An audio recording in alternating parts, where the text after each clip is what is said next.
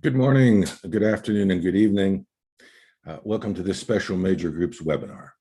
Our focus today is on the outcomes and conclusions of UNEA 5.1, the 22nd and 23rd February 2001 virtual event that initiated the 5th United Nations Environment Assembly process, to be followed by what we hope will be an in-person concluding event in February 2022. More on UNEA 5.2 during the webinar. This event has been organized by Stakeholder Forum for a Sustainable Future, an assignment from the Civil Society Unit at the United Nations Environment Program. I'm Charles Newhan, Chairman of Stakeholder Forum for a Sustainable Future, and I'm your host today from New York. I'm joined by our presenter, Jan-Gustav Strandenaes, who joins us from Oslo, Norway. Jan-Gustav is a senior advisor to Stakeholder Forum. For those of you unfamiliar with Stakeholder Forum, we are an international not-for-profit NGO that has for over 25 years been working to advance sustainable development at all levels. Stakeholder Forum seeks to provide a bridge between those who have a stake in sustainable development and the international fora where decisions are made in their name. Before we begin, let's get some housekeeping out of the way. There are matters that we need to attend to, so kindly note, for instance, that the webinar is being recorded and live streamed on the Stakeholder Forum YouTube channel. That recording, by way of the link to the Stakeholder Forum YouTube page, and a copy of today's presentation will be posted on the Stakeholder Forum website soon. As you will see, all attendee cameras and microphones are muted and will remain that way throughout the webinar. There will be 5 sessions, each followed by a 10-minute question and answer period, and there will be a 15-minute comfort break between the 3rd and 4th sessions, the approximate halfway point of the webinar. If we do not need all of the time that are allocated for certain sections of questions, we'll move on to the next session. Please note that questions should be submitted into the Q&A box, not in the chat window.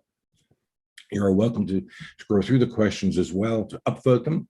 That is, to vote for a question that you too would like to be answered or addressed. That will help us to select questions that the speakers can answer in the time that we have. Apologies in advance for not being able to answer all of your questions due to time constraints. Please also use the chat box to communicate with each other, and feel free to add useful links related to the subject at hand. We will also use the chat box to add content which will be in the form of links to very informative UNEP information as well as documents. One of the links that we will put in is a very informative UNEP video that nicely summarizes the midterm strategy, but again, more about that later.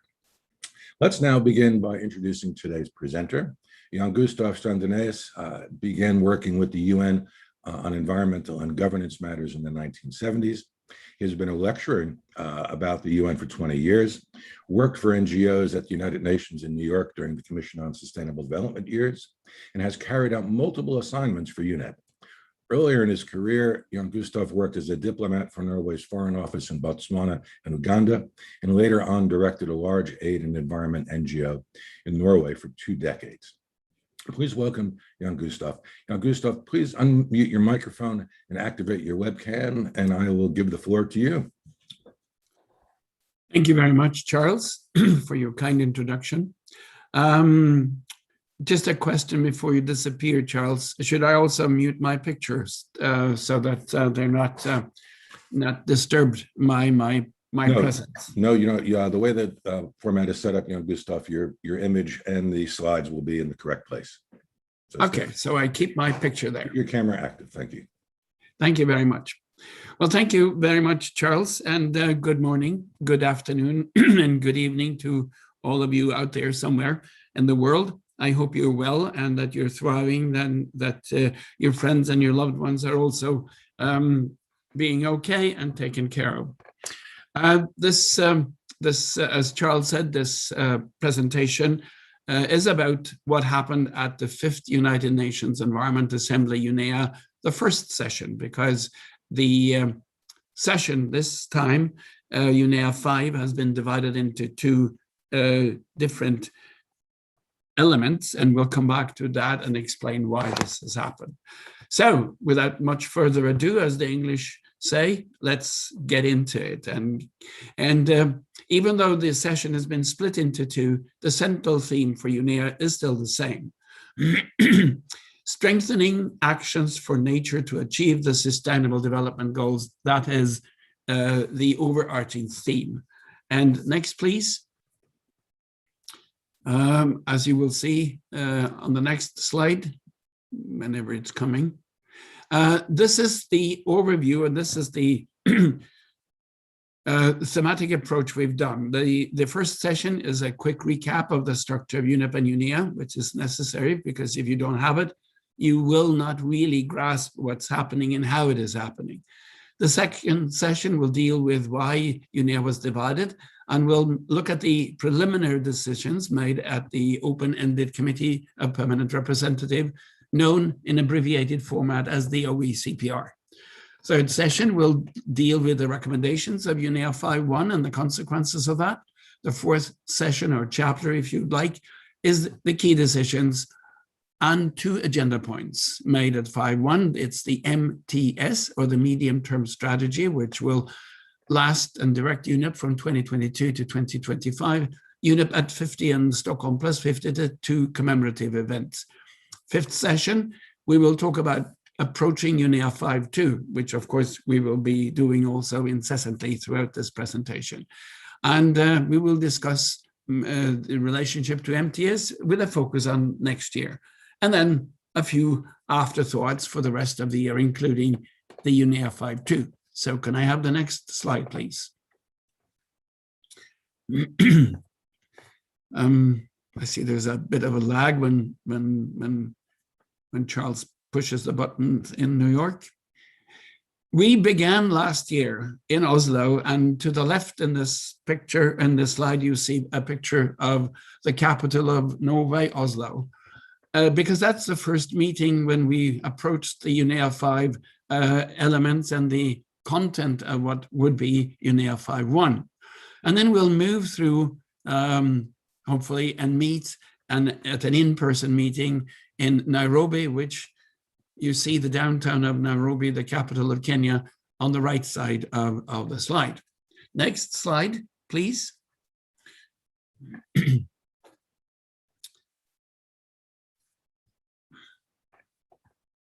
Internet is moving slowly today, and maybe that's why. Yes, we show you here three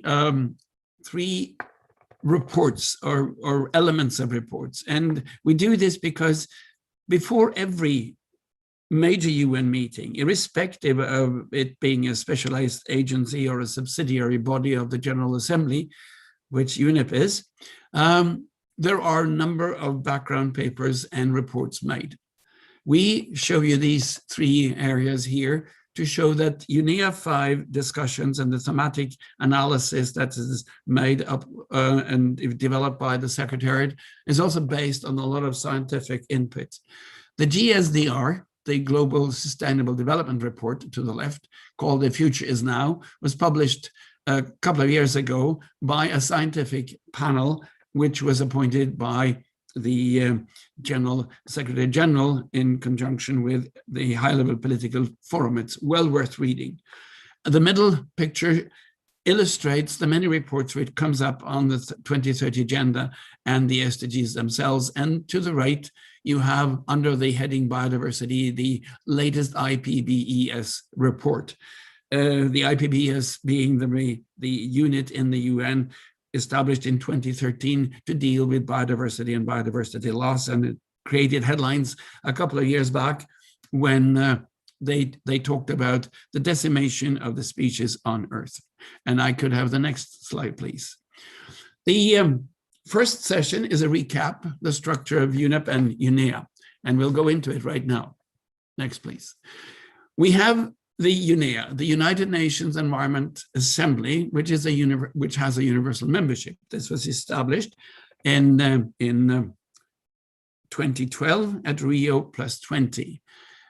The membership is the same as with the UN, 193 members. It meets biennially on even years. That is, if we're not disrupted by a pandemic.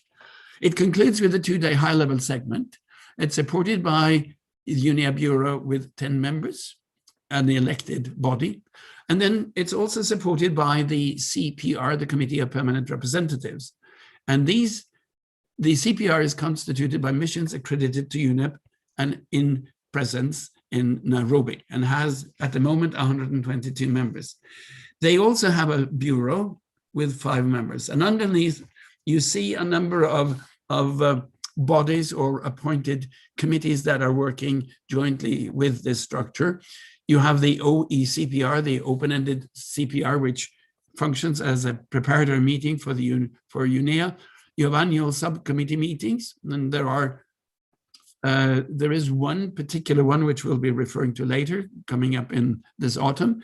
The regular meetings of the bureaus and the CPR meets quarterly. Then you have a number of subcommittee meetings and other meetings that are dealing with thematic issues. Thank you. Next one.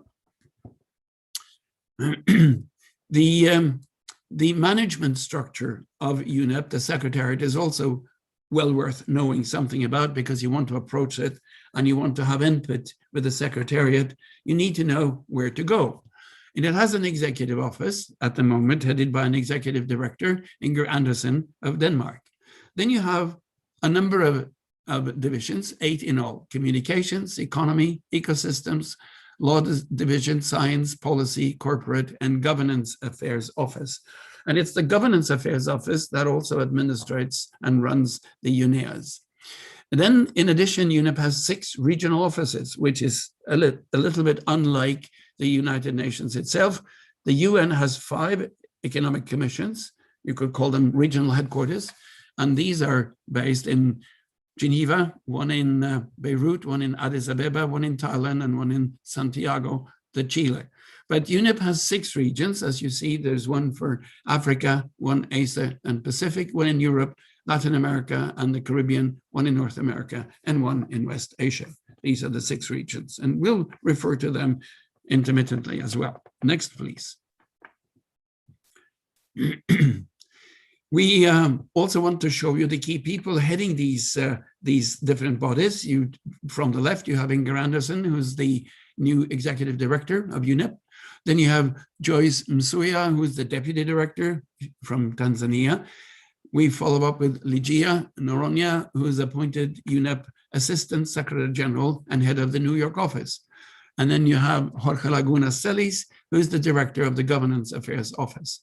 On the below from left, you have Tim Castens, Program and Policy Divisions, Arnold Kreilhuber of the Law Division, Susan Gardner of the Ecosystems Division, and a new person returned to UNEP from a few years of sabbatical. This is Sheila Agarwal Khan, who's spent many, many years as a competent officer in UNEP.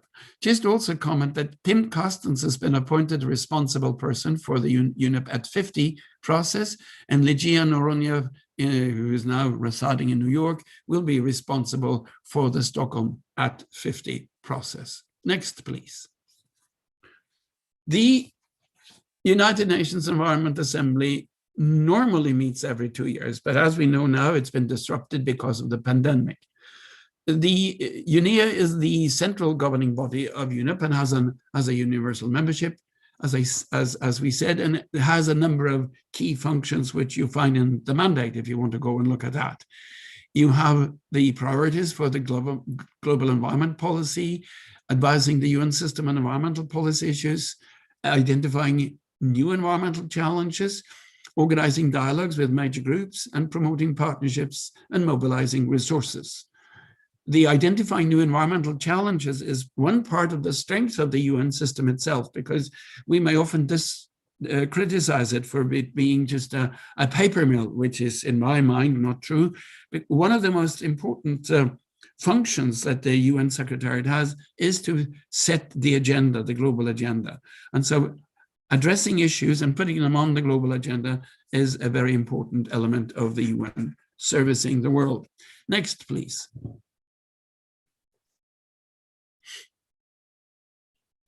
We see it's coming slowly. The CPR is part of the UNEP governance structure. We just said it's a subsidiary body of UNEA. It monitors the work of UNEP between the UNEA sessions because it consists of it consists of all the missions, the embassies that are present in Nairobi. This was an idea that came up already back in 1972-73 during the formative years of UNEP. Then you have the representatives from capitals and stakeholder groups that meets with the CPR, often now on a regular basis. The fact that civil society, NGOs, and the major groups are allowed at CPR meeting is also a novelty which was decided on a few years back. I think this is very much a proof of the governance structure and the openness that UNEP has towards civil society. Next slide, please. The CPR prepares the meetings of the UNEA with the Bureau, and it regularly reviews the implementation of its decisions. You see that it's composed of, as I've said a number of times, the permanent representatives. It's led by a 5-member bureau. Each bureau member represents one of the 5 UN regional groups of member states. As we know, they're informal, but there are still regional groupings. Like Europe, you have Asia, you have Africa, etc. And as it says, the CPR meets at least 4 times every year, but they're also quite often meeting between these 4 regular meetings. UNEP accredited major groups, and emphasize that you need to be accredited with UNEP to participate in these meetings of the CPR as observers. The CPR shall contribute to the agenda, provide advice on policy matters, prepare decisions for adoption by UNEA, we'll come back to that, and of course, as we said earlier, convene thematic or programmatic debates, and we'll come back and you'll illustrate that as well. So we'll have the next, please. The UNEA Bureau has 10 members. The standard practice of the Bureau is to support the President in preparing the UNEA, develop draft ministerial declarations, and represent the Bureau at relevant international environmental conferences. The picture here shows the former Prime Minister of New Zealand, Helen Clark, who served 8 years as the director of UNDP, but we thought this was an illustration of how a board should serve a key person, a director. Next, please.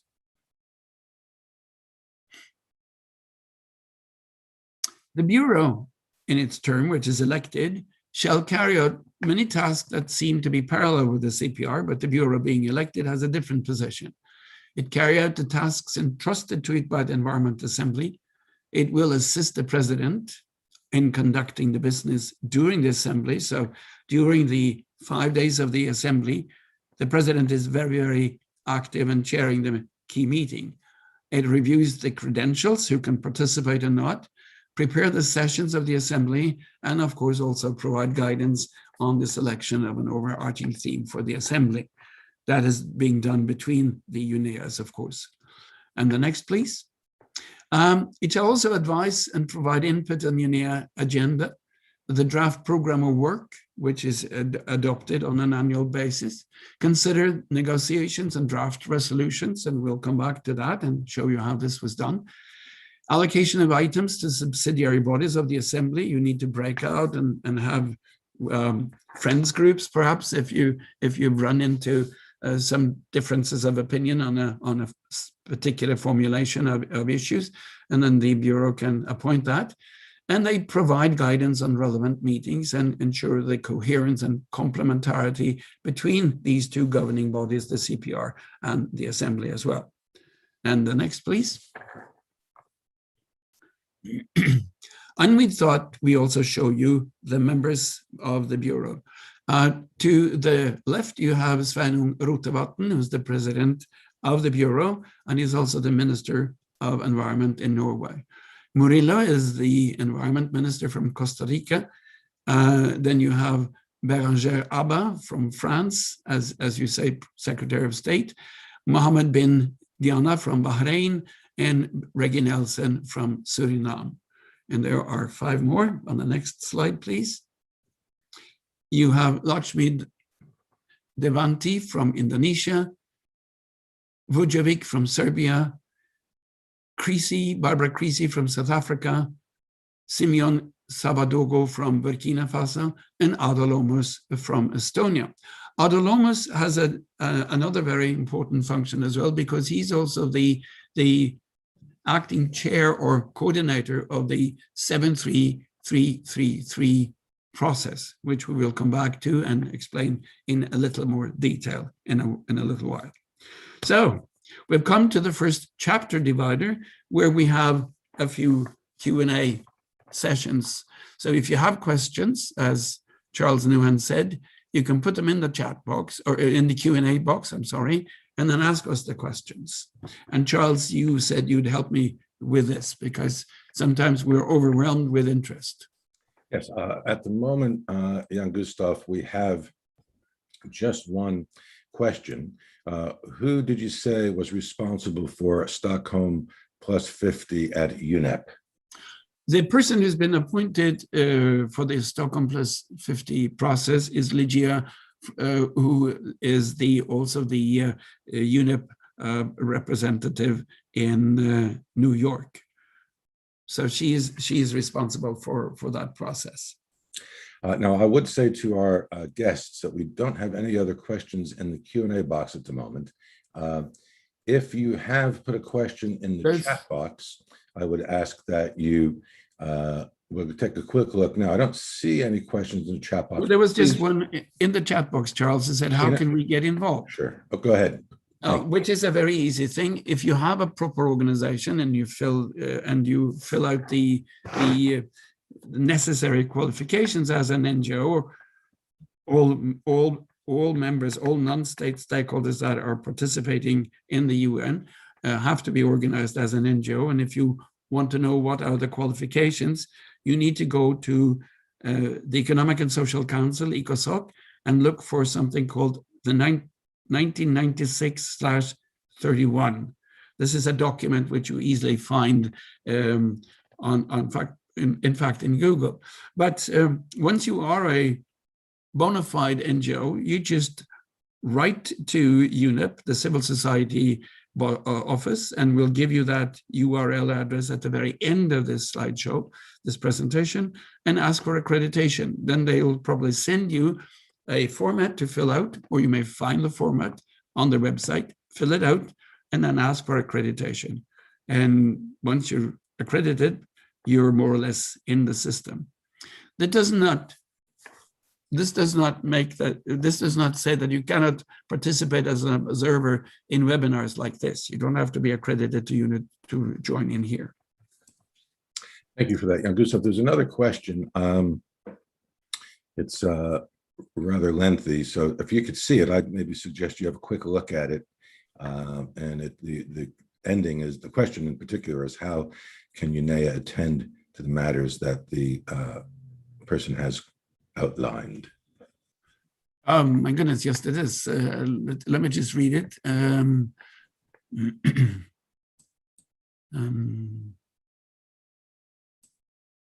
We need real and professional support and recognition. Our nonprofit goals doesn't mean that we don't have access, expenses or costs. Can UNEA attend to this matter? I guess implicit in this question is, can we apply for funds and financial means from UNEA? Unfortunately, no, because they don't have funds to help civil society live and be active. And there is a simple explanation for this in my mind. I know that UNEP would very much like to have that if they could. But on a general support basis, they don't have the money because I would say governments do not prioritize environment that much. If you look at the budget of UNEP and compare it to, for instance, the sum total of the budget of WWF and Greenpeace, you'll find that Greenpeace and WWF together have more money than UNEP. And I think this is very sad. However, UNEP does get a lot of money from willing donors to help support non-state stakeholders participate in these key meetings, and especially they do get travel funds and funds to stay and operate during UNEA.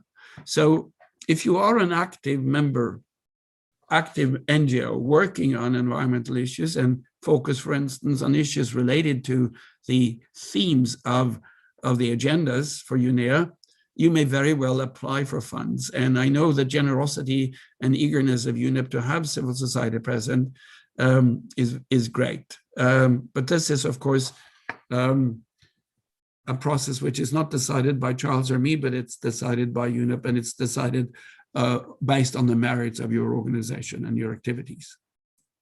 And Gustav, thank you for that. We have time for one more question, although there are no questions in the Q&A box. So, are there any in the chat box, Charles? Well, let's take a look at the chat box. Can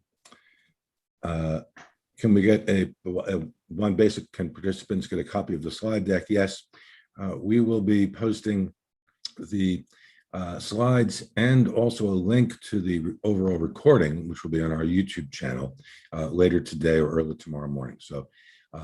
And you'll also get a notification tomorrow automatically from the Zoom platform with a link to our webinars page. Now, there is one more question, Jan-Gustav, in the Q&A box.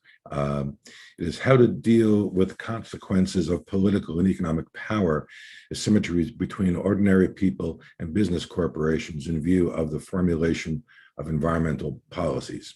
How to deal with biodiversity loss, climate change, and efforts to protect humans, animals, and plants that inhabit our environment, since the main agents, directly or indirectly, of deforestation, mining, and climate change are corporations and the policies based on a restricted concept of development and growth that even aggravate the aforementioned asymmetries. So it's more of a it's a statement and a question. You want to have a quick stab at it before we move on? Yes, of course. The quick answer is I'd love to answer it, but then I need another 90 slides to go into the issue. But I would say also that trying to because there is an interesting history, and I think we will deal with elements of this when we do our capacity building workshops during the autumn, which we will come back to and announce later. But of course, this is the challenges that we're facing, and this is also something that the UN, not only within UNEP, but also within the other elements of the UN that works on the environment, tries to find a way to negotiate. And I would say that one element where you find accountability and decisions and commitments is in the environmental law system. And had it not been for UNEP, I don't think we would have the vast array of laws that try to regulate what we could call unlawful activities that devastate the environment.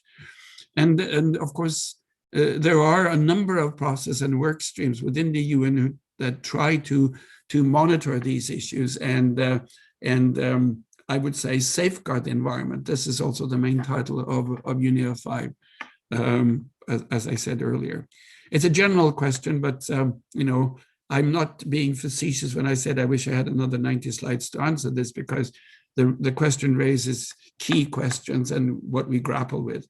One thing that I think is interesting is that the many side events that were taking place at UNEA and, for instance, also at the high-level political forum in New York and other parts of the UN deal with these issues.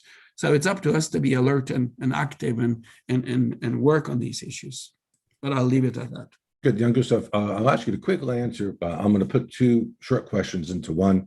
How can a company be a partner of UNEP, and how can an individual working on environmental issues also become involved in the activities of UNEA? How can a company be a partner of UNEP? How can an individual get involved with UNEA?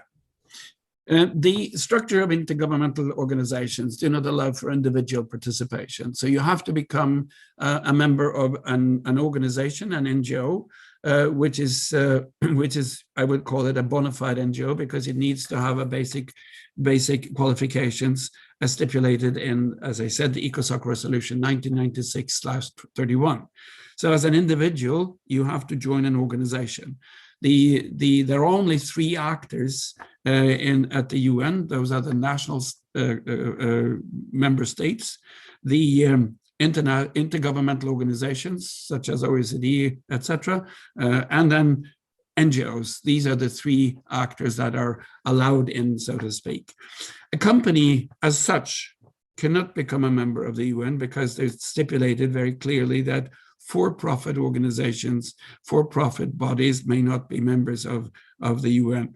However, a company can, as part of either ICC or the World Business Council for Sustainable Development, through these NGOs and both the World Business Council on Sustainable Development and ICC and other organizations, NGO organizations that care for business, are members of the UN. And through them, you can actually be accredited into the UN and participate.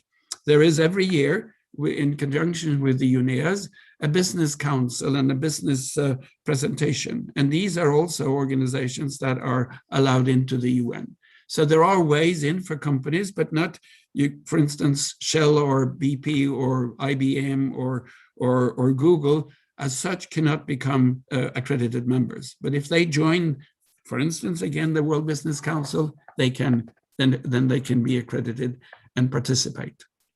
Thank you. Thank you. Let's now move on to the next session as we're now keeping our time. You should be able to go now with the slides. Okay, thank you. I see the slide. And the second session is called Why Was UNEA 5 divided into two sections? And we have to look at the decisions made at the OECPR, the open-ended committee and permanent representative, because that meeting functions as a prep meeting for UNEA. Yes, please. Next slide. Well, UNEA 5.1 to be continued as UNEA 5.2. This is what UNEP stated in 2020 with the support of the Bureau and the CPR. Because of the COVID, they decided to divide the UNEA sessions in two. This is what the slide says. Now, it's stipulated that a UNEA has 5 days, and you cannot extend that. So you cannot actually have UNEA 5 and UNEA 6 because it will then disrupt the ongoing process into the future. UNEA 6 will take place in 2023, uneven years. UNEA 5 was stipulated to take place in 2021. Then the world was hit by the COVID and the restrictions and the lockdowns, as we are all aware of. So the CPR and the Bureau decided to split the two sessions, to split UNEA into two sessions. And they stayed within the framework of UNEA by saying UNEA 5.1 takes place for 2 days this year in February, and we're talking about that today. The next one will be 3 days for UNEA 5.2 next year in February, and we'll come back to that a little bit. And together, these 2 + 3 days makes 5 days. So that was a very, I think, smart decision and very wise decisions on savvy politicians who've been around and working on this. It's hoped that the next meeting will be an in-person meeting next year in Kenya, in Nairobi, at the headquarters of UNEP. So the practical consequences of the decision to split this into two sessions were that they had to really work on the agenda, because the agenda usually fills up 5 days before you realize how quickly days go. So they decided to strip down the administrative issues, but they needed budgetary matters to be dealt with. So the main area was consideration and approval of a medium-term strategy. This is the work program for UNEP. The second was the program of work, which is based on a shorter period of time. And then, of course, to exist as an organization, they needed a budget. Then I also said we need to have a dialogue session for ministers of environment, because they want to, and we need to hear what they are thinking about the environment. And then there were a number of issues that they needed to also to highlight in a different way, what they were called thematic issues, but usually there are 20, 30 thematic resolutions discussed. They couldn't do that because of the shortened time. So we'll see the next slide, how this slowly evolved. The CPR met between, as scheduled, the 15th and the 19th of February, preparing what they thought would be a time-bound measure and necessary to to be discussed to keep the organization alive and floating, and also have a relevant program decided. And this is a picture from the plenary sessions in Nairobi at Gigiri, which is the name of the headquarters. We can have the next, and we'll see how the decision slowly evolved. Now, the General Assembly Resolution 73333, the Pact for the Environment, is a mouthful. We'll come back to that. But this was decided to be part of the UNEP stream of work a few years back. But to get it the political weight and significance, the decisions also needed to be taken by the General Assembly. The structure of the UN is such that the General Assembly, which is the highest organ of the UN, may override decisions made by UNEP. UNEP is a subsidiary organ of the Economic and Social Council, one of the charter bodies, which is under the auspices of the General Assembly. And this is basically what the General Assembly said, that we decide to finalize the implementation of the mandate entrusted by the General Assembly Resolution 73333 to prepare a political declaration for a United Nations high-level meeting, and invites the General Assembly to consider the appropriate event for the adoption of this declaration. And then they said the appropriate event will be UNEA 5. And so if the process evolves as is expected, there will be a discussion on this interesting resolution during February, March next year at UNEA 5 too. We'll come back to that a little bit later. We can have the next slide, and we'll see a few other elements.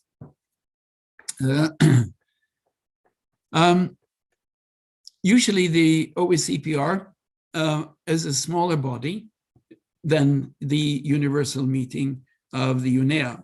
But despite the fact that it was difficult to get everybody, up and going because of electronic challenges, 92 member states participated very actively in the OSCPR, and 27 representatives from various major groups accredited to UNEP also participated in this meeting, preparing the UNEA 5.1. And next, please.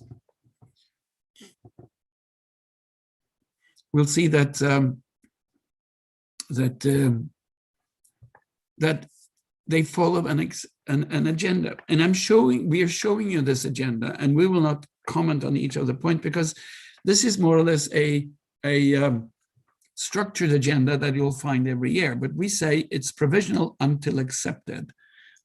This is the first thing they do at every meeting, members of UNEP or members of the General Assembly or members of ECOSOC, do you agree to the agenda which is proposed? So it's a standard presentation. And you can go to the next slide because it continues from 1 until 12 or 16, where you have the closure of the session. So it's a standard thing, and it deals with important elements, and everything that the UNEP wants to discuss during UNEA needs to be fitted into this. And of course, the number 12 is usually one that takes a lot of time because the resolutions are important, and they are many, and countries are very strongly involved in developing these resolutions. And as I said, there are anywhere between 20 and 50 resolutions being discussed. So you can imagine how much time this is. However, this time we only had 2 days. So this was a provisional agenda. And the next slide will show you how the president, Mr. Rotevatn, said and asked the member states to please be mindful of the fact that we only have 2 days and we're doing this online. So he said, we need to mind the exceptional circumstances around the UNEA this time because of the pandemic, and we will deal with items 1, 2, 3, 4, 5, 6, 8, 12, and 15 of the provisional agenda. And this was accepted. So it was an abbreviated agenda, but it was very well fitted into the 2 days. And a bit extraordinary, but again, it shows how willing member states are to find workable compromises. And this also shows that how skillful they can be when really put to the test. Next slide, please. We also have now a Q&A on this. Okay, let us jump to some questions. Let's see what we have in the Q&A box. There are a couple of long statements in there by one of our guests. So let's for a moment, Jan-Gustav, start with the questions, then we can get to the longer statement. One question is, where is the forum where, here we go, where is the forum where this webinar will be posted again? The webinar will be posted on the Stakeholder Forum website, our webinars page, and you'll get a link to that at the end of the presentation, and also you'll have an automatic email tomorrow, which will give you that link. Here we go. As COVID-19 pandemic is still not under control, is there a possibility for UNEA 5.2 to be held in virtual mode? Well, this is something which is being discussed, I think, on a continual basis. And of course, we don't know. We hope it will be an in-person meeting. I know the UN in different parts of the family are discussing hybrid meetings, combinations where you have some participants. One could think that the embassies in Nairobi would send their people, and some may come from capitals to participate. And maybe also as a restricted number of members of major groups in civil society. The upcoming climate meeting in Glasgow will be a first test of a possible hybrid meeting. And believe me, specialists in organizational systems and processes are really working hard to find out how can we now accommodate this challenge. We want to meet again because it's quite obvious that electronic negotiation has its limitations.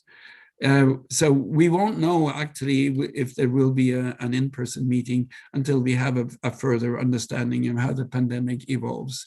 And I guess by November, we will have a clearer picture, definitely, if this is going to be an in-person meeting. And until then, of course, all these key meetings, we'll come back to those, are open online meetings. So you can participate in the preparation of UNEA next year through this. Thank you, Jan-Gustav. Our colleague, Abdul Qayyum, has a series of statements and some questions specific to his country of Pakistan, by the look of it, rather lengthy and more general in terms of what the United Nations and the UN General Assembly can do. But as we are focusing today on the UNEA and the various functions of UNEP, I would say, Mr. Qayyum, that we will perhaps review your lengthy question and give you a response by email. We do have your email address. And there's just one comment. The UN is not obliged or cannot interfere in any country's internal affairs. This is very clearly stated in the Charter. And this is, of course, a recurring debate, the respect for the sovereignty of nations. The UN is not a global police. I know some people and some organizations would like to have it that way, but this is not what it has turned out to be. And the respect for the sovereignty is a recurring theme that has so far been respected. When a country asks for assistance from the UN may go into to the country and help. And certainly this is what you also see as a mandate for the UNEP, that when a country needs assistance on environmental issues, they go to UNEP, ask for help, ask for assistance, ask for input, and they do get it immediately. But it is up to the member states to invite the UN into their own. Thank you, Jan-Gustav. One other question is about the relationship between UNEA 5 and IPBES, but you addressed that a little bit later, I think, in one of the... Well, no, not this time, but we'll come back to that during our capacity building. But the IPBES is, let's call it a slightly independent body, which serves very much like the similar body for climate, the IPCC. It's a body. IPCC was established by the World Meteorological Organization and UNEP back in the 1970s to provide expert input on atmospheric development at the time, but then it became the primary body for scientists to develop an understanding and suggestions around climate change. The IPBES was established by pretty much the same way back in 2013, if I'm not totally mistaken, to do the same on biodiversity and bio areas. So it is a body that provides scientific understanding and scientific input on the biodiversity. A lot of countries are now trying to work to have the IPBES given the same status as the IPCC. It's not there yet, but I think personally this is needed, but it's up to the countries and the member states to decide on that situation for the IPBES. It's certainly a very important organization, and the reports are, I would say, a necessity to read. Thank you, Jan-Gustav. At the moment, there are no more questions in the Q&A. I encourage our participants, if you have one about this past the session 2, please do. Before we move on to session 3, I'll just say that there's some very nice information coming into the chat box. I would say to our guests that I believe everyone is able to save on their own devices what is in chat. There's a little at the bottom right-hand side, there's a little box with 3 dots in it. If you click on that, it gives you the option to save chat. I believe everyone can do that, but we will save the chat and we will share it with everyone afterwards. We might go through and edit out some of the unnecessary things like communications between Jan-Gustav and I privately that we might make about the webinar, but we will share that with you if you can't actually save it on your own device. So from at that point now, Jan-Gustav, I'm going to move us on to the next section. Yes. On session 3, we'll deal with the decisions and recommendations at UNEA 5.1 and the consequences of this, and then, of course, point to UNEA 5.2, what will be discussed there. So we have, again, a reference to the opening speech by the president of the Bureau, the Norwegian Minister of Environment, Rotevatn. You see him in the picture, very small on the top left-hand corner. He's sitting in front of the Norwegian flag. Just a curious information piece there. Next year, of course, the president of UNEA will still be the president, but it will not be Mr. Rotevatn, I can tell you that for sure, because there is going to be Norway will hold parliamentary elections in September, and it looks like, by all standards, that the present coalition government, where Rotevatn is the Minister of Environment, will lose its mandate. They've been in power for 8 years, and it seems like the constituency wants a change of government. So come October, the Bureau of UNEP will find itself with a new member, and that will be the new president. If they so choose to let that body be, or that position be held by the Norwegian Minister of Environment. So it's a curiosity, but it's an interesting one. And of course, below Rotevatn, you see Inger Andersen, the executive director of UNEP, and you have one of the youth representatives that was posing interesting and challenging questions. And the Rotevatn, then, of course, we've referred to his opening speech earlier, and you find even that online if you want to hear him speak. He's a much committed environmental minister in Norway also. So next, please. Who attended UNEA 5.1? Well, again, this is a challenge because you're doing something on internet. And, a year ago, I think most of the world were just attempting to understand the possibilities. And suddenly, this time, I think, at least counting on membership, this was a success. 151 member states had registered for UNEA 5. And as you can see, 12,000 people were registered as online attendees, and that's quite a lot. They're more than certainly attends UNEA's, because not that many people can travel to Nairobi. More than 80 ministers of environment participated in the leadership dialogues, and the leadership dialogues were quite interesting. If you want to find a resume of the leadership dialogue, I would advise you to go to IISD/ENB, the Earth Negotiation Bulletin, which provides updated information on all UN meetings.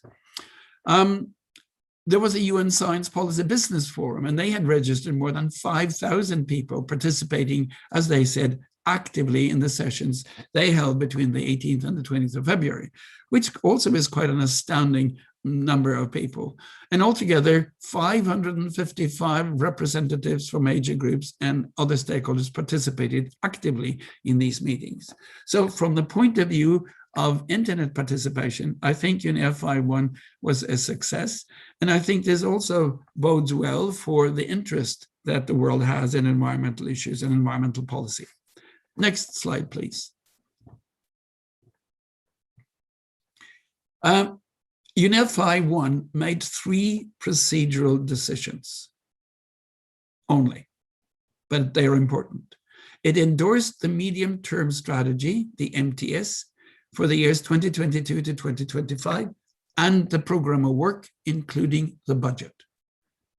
Without a budget, no organization, no UNEP. So these were sort of the minimum they had to do, and they needed to renew the medium-term strategy, or the MTS. And this is something we'll come back to, because NGOs, non-state actors, major groups, civil society often say, how can we be involved in UNEP? And this is a primary area where involvement is not only needed, but it's also wanted. UNEA 5.1 also endorsed the management of the trust funds and earmark contributions, another part of the budgetary and economy of UNEP. And it agreed to convene a resumed in-person UNEA 5.2 February 28 and March 1 and 2 in the next year. Again, a formal decisions made by member states, and without that decision, you couldn't go on. So this is now formally agreed to by member states. And the next slide, which I think will come slowly through internet. The importance of these decisions are, as I said, they allowed UNEP to continue its work to strengthen the environmental dimension of the 2030 Agenda for Sustainable Development. And as you see here, we've just pointed to 2 or 3 things. First of all, the environmental elements of the SDGs. Without a functioning UNEP, they couldn't provide anything on that level. We've shown you a picture where a rusty garbage issue is left on the beach. The plastics program and the waste management program are 2 very important elements of UNEP's work. We'll come back to that. And without these decisions, this would not have been functional at all. So hugely important decision made. Next, please.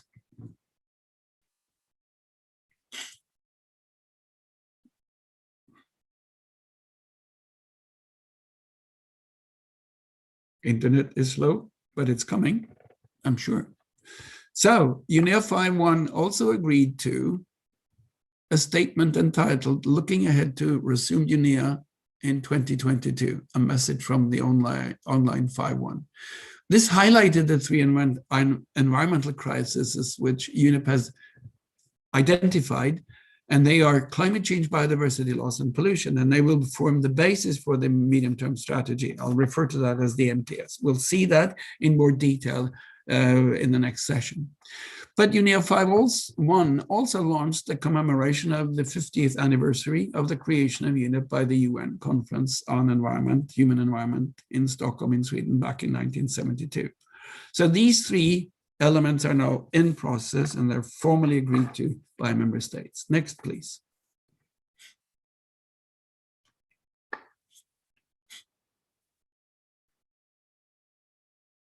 The dialogues with the member states' ministers of environment is interesting both to read and to listen to.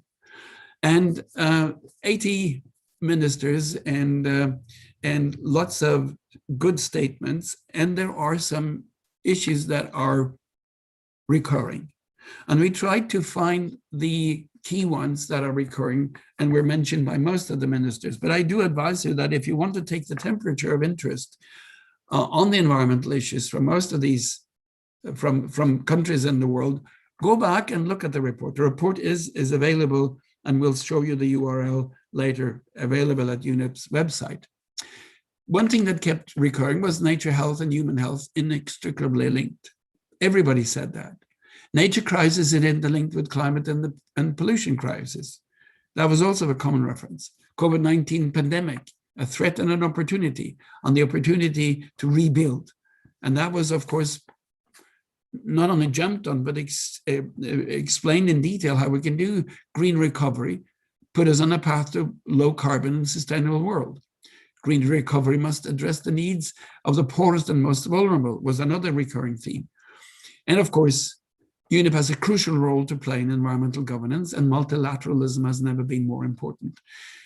These issues, the last one is interesting because we know that for the past 4 or 5 years, multilateralism has been challenged by certain presidents.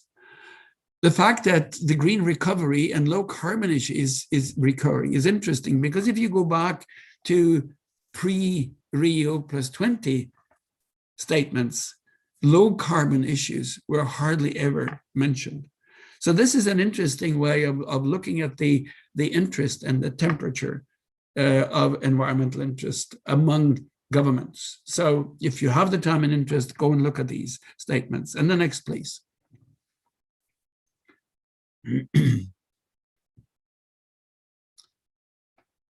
Now, the UNEP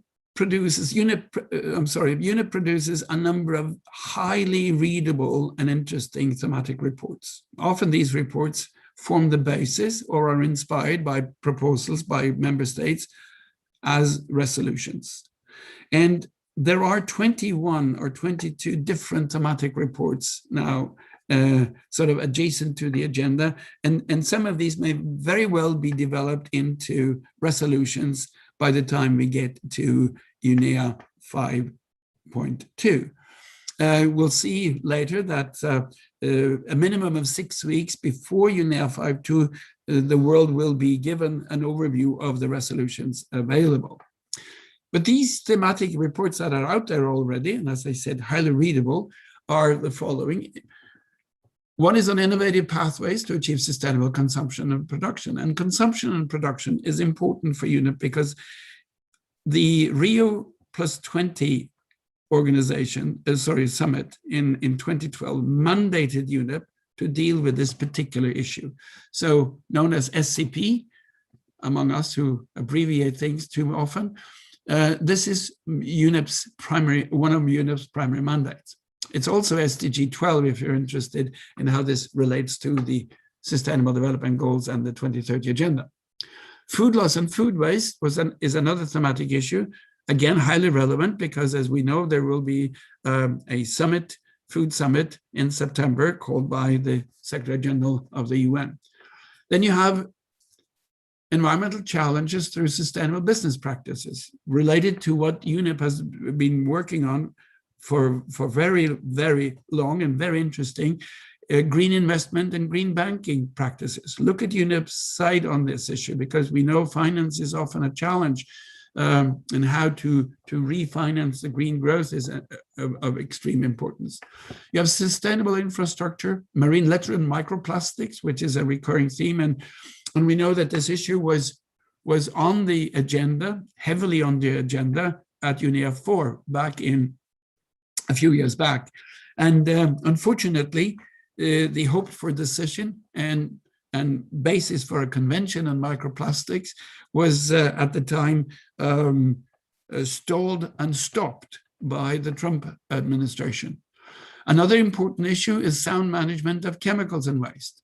Then you have innovation in biodiversity and land degradation, sustainable rangeland and pastoralism, the promotion of gender equality, human rights, empowerment of women and girls in environmental governance, This is very important because in this issue, you also related to environmental defenders. And we know, sadly, that some of these environmental defenders, actually all over the world, but mostly in, unfortunately, developing countries, are being murdered because they try to protect the environment. So this is an important point. You have the poverty environment nexus and the mineral resource governance. And I can have the next slide, please. And the mineral resource governance is important because it relates to mining the deep oceans, another issue that will be coming up in the ocean meetings or conferences that will be taking place. Then adequate funding to support implementation of the 5th program for the development and periodic review of environmental law, also known as the Montevideo process. And if you're interested in how law and accountability and commitments are developed, this is something to look at. You have implementation and follow-up of UN Environment Assembly resolutions on monitoring and reporting portal. An interesting thing, because you look at how this is going to be made available, hopefully, to everybody. So you monitor the environmental issues and look at the portal, how it's developed. World Environment under review. This is the famous GEO report, the Global Environment Outlook, which is produced regularly by UNEP. Again, highly readable, and it's an update of the drivers of what I would call environmental challenges. You have contributions to the HLPF and the SDGs. UNEP provides the environmental input here. I would hope it would be stronger at HLPF, but this is a regular thing also for UNEP to do, or the UNEA to do. Soil pollution and sustainable development, another important issue. Water pollution to restore water-related ecosystems, illegal trade in wildlife and products, progress in implementing the program of works and the medium-term strategies from earlier years. And then action plan for the implementation of paragraph 88. It may sound obscure in a typical UN reference, but this is a reference to the outcome document from Rio +20, the outcome document called The Future We Want, and paragraph 88 in that document lists a number of challenges and obligations that UNEP has to fulfill. And then coming back again to the Global Environment Outlook, options for the future of this. What are the challenges in the future that should be given a proper study in addition to what you could call these flagship reports? Next slide, please. So it's worth for you to go back and look at these reports. They're all listed one after the other in UNEP's fantastic repository of information.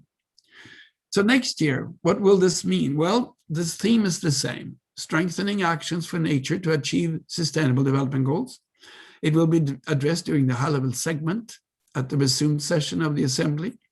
And also, the Executive Director will be made a report from her will be made available at least 6 weeks in advance of the in-person resumed session. These reports are very readable, and they sort of highlight some of the key issues that will be discussed. Hopefully the in-person meeting will be a resumed session of UNEA 5 in February 2022, and will conclude the agenda points that were not discussed at UNEA 5.1. And then it is expected to have national statements and leadership dialogues, which has become part of the regular system of regular programs, and of course also multi-stakeholder dialogues with civil society, major groups, and non-state stakeholders on the overarching theme of UNEA 5. Next, please.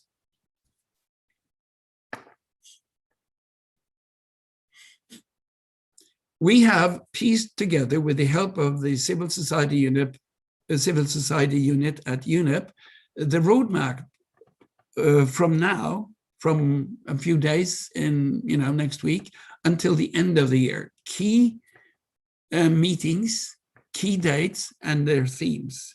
And if you are interested in really preparing yourself for UNEA 5.1, this is something you need to follow. And look at this. It will be, as Charles have pointed to, available to all of you. So already on the 22nd of June, there's a subcommittee meeting of the CPR, an online meeting. One part of this is closed. The other one is open to accredited UNEP NGOs. 24th of June, you have a joint preparatory retreat of the bureaus of the UNEA and CPR. And look at the spelling of bureau. It's BUREAUX. And this is plural, and it's often seen in documents from UNEP, just saying the bureaus. And when it is referred to as the bureaus with an X, it's both the elected bureau and the bureau of the CPR. And as you see, the agenda on the 24th of June is fairly large. Assessment of the online UNEA 5 preparations for the resumed meeting, outcome of the consultation on UNEA on the UN General Assembly Resolution 73333, and preparations for UNEP 50. So these are recurring themes. There's a September 21st meeting. I can have the next slide, please. It goes on to October, where you have another meeting of the CPR. Then there is the annual subcommittee meeting, which is going to be very important on the 25th to the 29th of October. This is where the consideration of the UNEP program and policy report for the period January 2019 to 2021 will be discussed, but also the preparation for UNEA 5. And they will be dealing with proposals for resolutions. They will also be able to consider input from civil society, major groups, and non-state stakeholders. So this is going to be a very, very important meetings. And as we approach the 25th of October, you will see that UNEP will post a number of key documents online. Then TBC, to be confirmed in November, the second informal substantive consultation on the Pact for Nature 73333. So those of you who are interested in the legal issues around the declaration should be paying attention to that. 11th of November, another subcommittee meeting of the CPR, also pointing to the resumed session. And the next slide, please. I think this is the last of the 3 roadmaps we have, which takes us then close to the end of this year and the beginning of next year. We have on the 2nd of December, again, an interactive agenda, an indicative agenda only, because you are now getting close to prepare the UNEA 5. Then you have key meetings in January. Again, it's about the resumed sessions of UNEA. And then also in January, the 3rd informal substantive consultation on 73333. I'll come back to that in a little while and just explain a little bit more what it is, but this will be the final meeting before it is presented as a declaration to be adopted by UNEA 5.2. And then we have the next slide, please. We will have the 21st to the 25th of February, the resumed 5th open-ended committee of permanent representatives preparing the agenda for UNEA 5, which will take place February 28th. And I'll have the next slide, please. We'll see the dates, I think. This is the dates which are now agreed to. So you have the OECPR, the Open-Ended Committee of Permanent Representative, preparing UNEA 5.2 on the 21st, 22nd, 23rd, 24th, and 25th of February. And then you have the 3 days of UNEA 5.2, February the 28th, and the 1st and the 2nd of March. And then, as you see, on Thursday and Friday, March 3 and March 4, you have UNEP 50, the commemorative meeting, dealing with UNEP 50 and probably giving us a lot of challenges on what we want our UNEP to be for the next 50 years. There is an ongoing discussion on where to put the major groups meeting between the OECPR and UNEA or before. This will be decided sometime during the autumn months. And we have a poll, Charles. It's over to you. Yes, thank you, Jan-Gustav. I'll bring up the first one. As you can see, the question I think you should show yourself as well. Well, let's show the poll. Okay. And what we'll do is we'll keep the poll going for 60 seconds. And I would ask that everyone please take a moment and think about and answer the question. We'd be very grateful, and then we'll share the results, of course.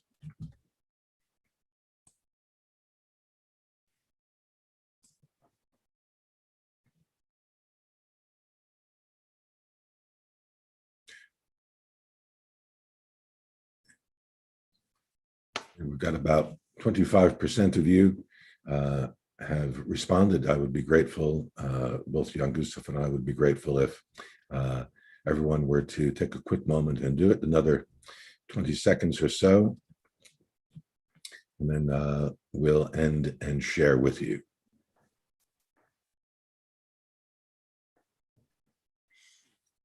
The reason we do this is not just to be curious about what you are thinking, but it also helps us to develop the capacity building workshops that we are doing with UNEP during the autumn months.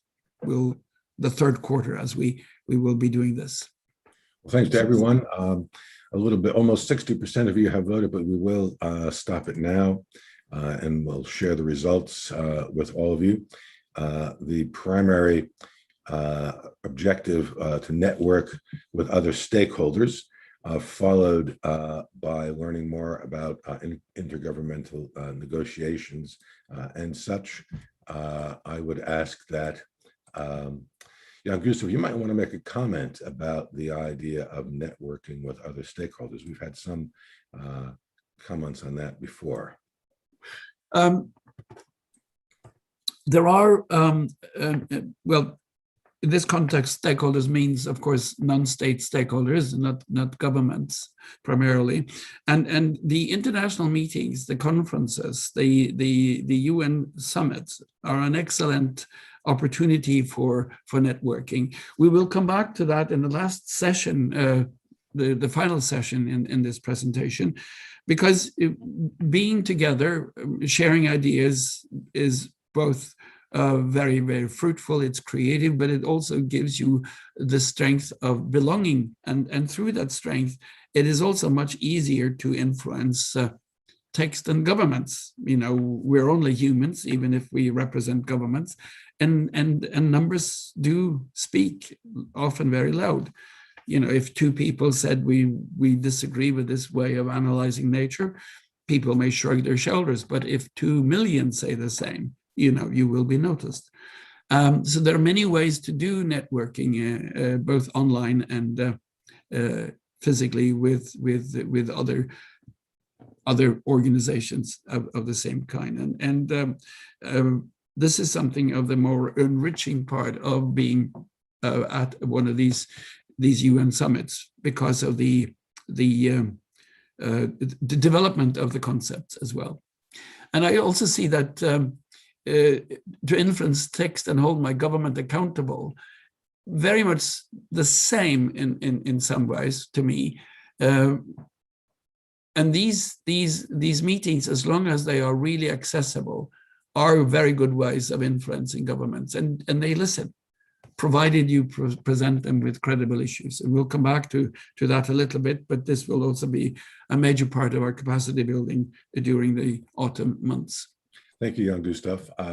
Okay, we're now at the end of that session, and we will have the Q&A, and then we'll follow that with a break. So I'm going to stop sharing for the moment, and I'll activate my video, and let's take a look at the questions we have. We have some very good questions in the chat box. I'm just going to scroll down and let's see. We're going to have, again, we have some statements.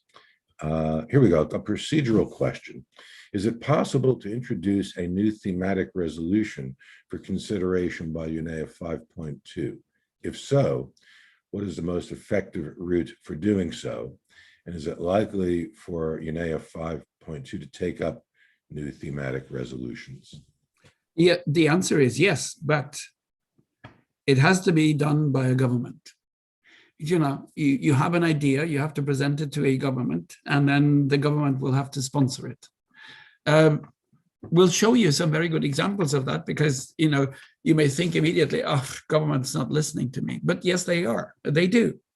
And of course, if you have an idea and you can develop this into a resolution with texts and background paper and analysis and scientific proof, and you approach a government which you know from reading has basically the same ideas, then it's quite possible that this government will take it up and present it as a proposed resolution. They will probably take credit for it, but that's okay, because you want to present an issue and not yourself. But that's the only way. It's an intergovernmental meeting. It's a government members that present these resolutions. This is the way for you to do, influence, advocate, etc. Thank you, Jan-Gustav. Another question: the issue of intersection between human rights and the environment, and the rights of environmental defenders, seemed to be quite controversial at the OECPR before UNEA 5.1. Where do these issues now stand in UNEP processes? Sorry. They're being brought to the front, and they always create political, very hard political discussions. And there are a number of countries that do not want to see the reference to the environmental defenders. They don't even want to allow UNEP to use this in their official reports. These are countries that I think you know quite well yourself. So UNEP is not allowed to push for this more than they have. They have to act within the borders, you could call it, of the mandate. However, if you read some of the texts that have come through the environmental law system and environmental rights, it's clear that they refer to these people and these brave individuals. And then there's a third thing that is interesting, because civil society or major groups present and academia present at UNEAs often bring up these issues in side events. And over the past 2 UNEAs, the environmental defenders have been the interest of side events, and they have been presented as an issue, a political challenge, an environmental challenge, and a human rights challenge. And no other side event during these 2 UNEAs have attracted such a large crowd. And the interesting thing was that the majority of the participants in these side events, listening and getting reports on what happened to the environmental defenders, the majority of the participants were members of delegations from member states. So this is clearly something that concerns them. And if you also look at the so-called Montevideo process of governance and access, you can see over time how the language has been strengthened, but we're not there yet. And that's why also the environmental law issues are very important to get engaged into. And there are a number of organizations now, and this will be something I come back to in the 7333 and the UNEP at 50 process and Stockholm plus 50, that are concerned about these issues and want to introduce, you would say, the 4th generation of environmental law, where they can combine this with human rights issues. Thank you, Jan-Gustav. The next question: will there be anything regarding circular economy-like action plans or success stories with UNEA 5? Well, some of the reports actually that I mentioned, some of the 21 and 22 reports actually have circularity as a key issue. Now, it's interesting to listen to some of the delegates saying, because during the last in-person UNEA, the discussion on circular economy came up a number of times. And several member states representatives objected to circular economy, but they accepted circularity. And whether circularity means circular economy or circularity in nature is anybody's guess. But it's clearly discussed in recovery, green recovery, and also within this issue. And my guess is that, yes, this will come up again when you talk about restarting the world after the pandemic is over. If you look at some of the thematic issues, you'll find it there. And as I said, the reports of these thematic issues is available and they're well written. Thank you. Jan-Gustav, there was a follow-up question to the thematic resolutions. It says, is there a cutoff time or date for governments to propose a new thematic resolution? Yes, there is, and the date for that has not been announced yet. It will be announced, I would guess, at this 5-day meeting scheduled to take place in October. That's when you will get the cutoff dates. Thank you. Another more generalized question, I think: what is the role of Biodiversity Management Committee in UNEA? most of these committees they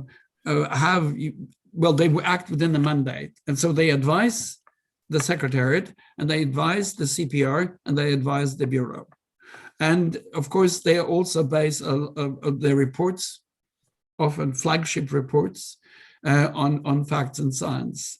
There was an interesting discussion, if you go back a year, when the first president, the Norwegian president of UNEA, because there's been actually two different Norwegian presidents for this bureau, he wanted to have nature-based solutions as one of the key topics. And he pushed very hard for it as the overarching theme for UNEA 5. He did not succeed, and he used this committee and its work very strongly to try to persuade all member states to accept his nature-based solution focus. Well, there was a compromise, and the text we now have as an overarching issue or our overarching theme for the UNEAs is a compromise on that. But all these committees are, and there are many of them at times, they're appointed for a reason, and they need, they advise is what they do. Thank you, Jan-Gustav. There was a bit question about the presentation. Again, just for those of you who only recently joined us or joined late, we will be sharing the slides of the presentation on the Stakeholder Forum website, if not later today, certainly by tomorrow. And again, you'll get a link tomorrow morning automatically to the Stakeholder Forum webinars page where the links will be found. Jan-Gustav, we got time for a couple more questions. Let's see, where are we here? Here we go. Well, one of the questions I think I'll answer briefly in terms of any recommendations regarding how to link SDGs in business or engineering to have sustainable business and sustainable engineering. This is from somebody who's a teacher and trainer. Well, there are a number of mechanisms. I mean, one mechanism at the UN upper level is the STI Forum, the Science, Technology, and Innovation Forum, which takes place in the spring. It took place about a month ago. It was suspended altogether in 2020 because of the pandemic. It was virtual this year, with the hope that it will be in person next May, early June, 2022. I've been to many of them, and you have, it's in New York, but there are also other events similar to it in Geneva. And there is also at the HLPF, there's a business leaders forum.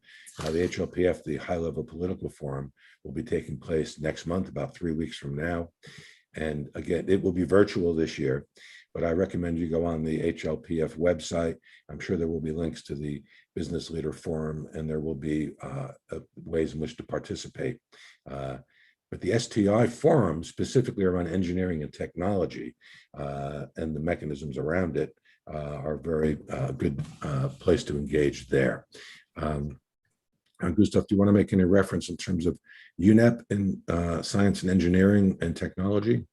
No, you have the good answer there, and you know this better than I do.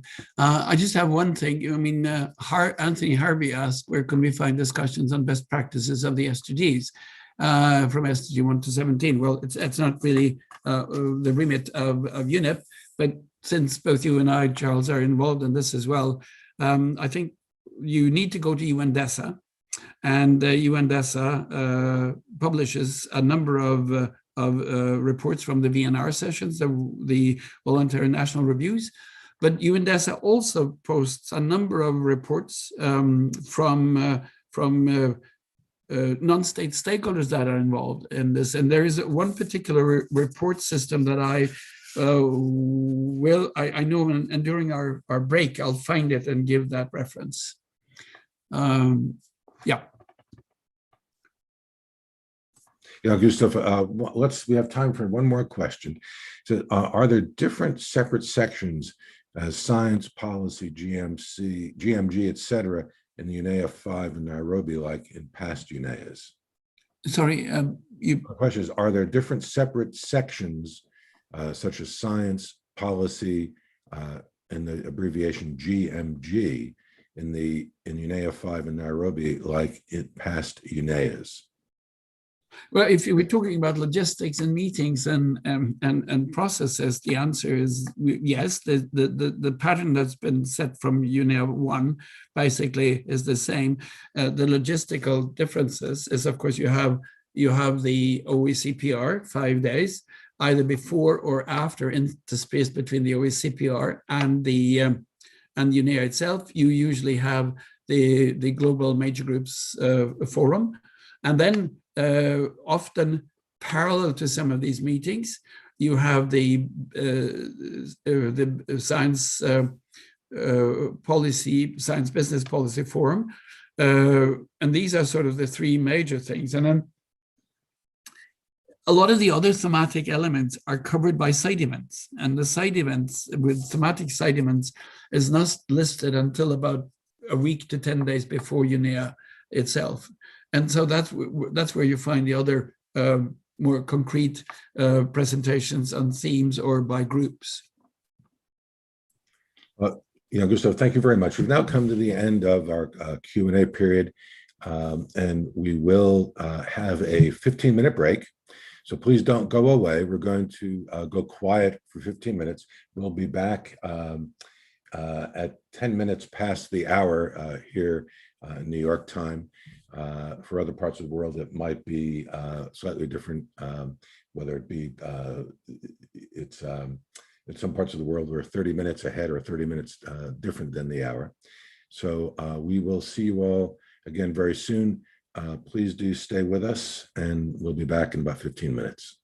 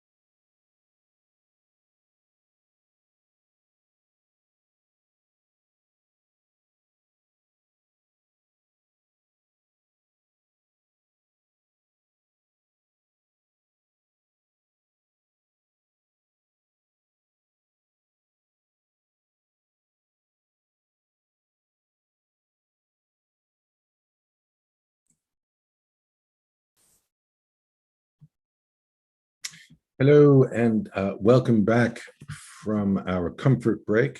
I'd like to thank all of you for your patience, in particular for attending the first part of the session and for your very, very good and interesting and expanding questions. We are halfway through, or a little bit more than halfway through the webinar. So let's pick it up again. We're keeping a good time. Jan-Gustav, I'll hand the floor to you for our session four, second half. Thank you. Yes. Thank you very much. And welcome back, all of you. We will continue with this fourth session. And we'll look at a key decision and 2 agenda points made at UNEA 5.1. The key decision is the MTS, the medium-term strategy. And the 2 agenda points are UNEP at 50 and Stockholm plus 50. So if I may have the next slide, I will then start talking about the medium-term strategy. As it says, we discussed 3 major issues, but of course, there are several more issues that were discussed during 5.1.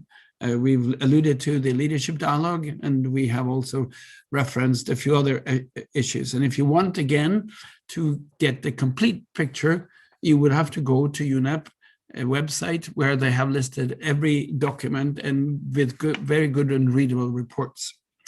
And this is, of course, a picture of what it looks like in the plenary sessions when we have in-person meetings, which we all would like to come back to soon. And the next slide, please.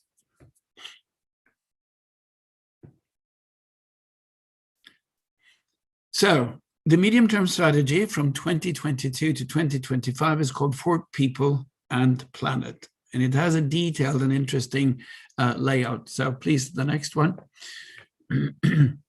This is a key document for, I would say, anyone who wants to get involved with UNEP and not the least implement UNEP's program and participate in that. And believe me, UNEP is always looking for partners. And partners can be anything from a local partner through to big business and big government. There are certain basic rules that has to be complied with, but they're not that difficult to overcome. So after much discussion and analysis, and we'll just come back and show you how the elements are pieced together, the MTS will address 3 interconnected crises. This is what with input from member states and even from stakeholders, non-state stakeholders, major groups, came up with: climate change, biodiversity loss, and pollution. This is like the basis for this. And then they build the program and the projects and the analysis and the outcome, possible outcome on this. So the crises are putting global economic and social well-being at risk. It undermines opportunities to reduce poverty and improve lives and complicate the response to the COVID-19 crisis.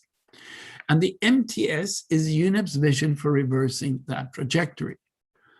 Recalling UNCSD, the UN Conference on Sustainable Development, the Rio +20, which ended in July 2012, and its outcome document, The Future We Want.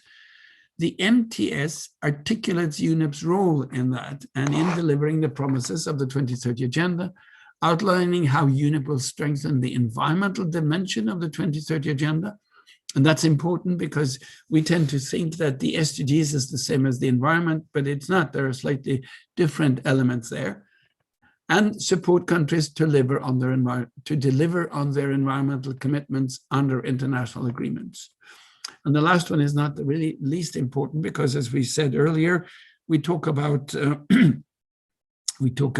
sovereignty and the respect for each nation's border. And it's only when the countries invite the UNEP or the UN and other elements that they can come in and be of use. So we'll have the next slide, please. This checkerboard here shows in a graphic way how UNEP has put together the medium-term strategy. They do have ongoing programs. They're called sub-programs. And of course, they have strategic focus areas. These are picked up from earlier times. This is a synthesis of discussions taken at UNEAs by member states during CPR at the Bureau, and with input from non-state stakeholders, expert group, science, and all these elements that we've picked up. And you can see how they are now lined up to make sense. And then from this, we see the next slide, please. And you can just push this and flow it through. You have, to summarize it, context analysis, strategic focus, the vision, the outcome maps, and the business strategy, not private sector, but business strategy of UNEP. And then you distill that to program of works. The program of work is the implementation by year. And you have the first biennial plan with results, baselines, targets, and budgets.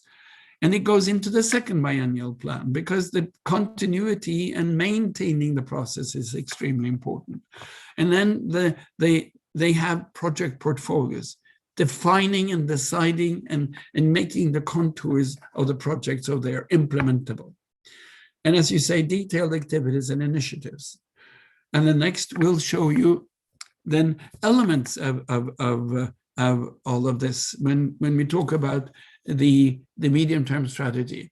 This is a fantastic document to read. It's about 140 pages long, but it's well organized, and it is rife with figures and lots of good facts.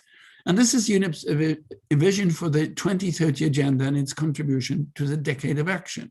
And we'll come back and refer to the decade of action a number of times. And that is specifically to the decade we're in right now. This was a decision made in 2019 by the UN General Assembly's Summit on Sustainable Development. And the purpose is, of course, to achieve the Sustainable Development Goals by 2030. And in UNEP's context, has 9 strategic approaches. 1, support an integrated and balanced implementation of the 2030 agenda. Talks about coherence, strengthening institutional capacity for gender-responsive program delivery, and work with as many partners and deliver transformation results on alignment to UNEP's core mandates, multiple SDGs, demonstrate new and innovative concepts, and value for money through an optimal use of resources. This is, of course, something that UNEP or the UN or intergovernmental organizations often struggle with, doing more with less. And I think this is not something that we should accept. We can't do more with less. We need more resources. The fourth area they outlined in this MTS is to provide a clear line of sight for delivery.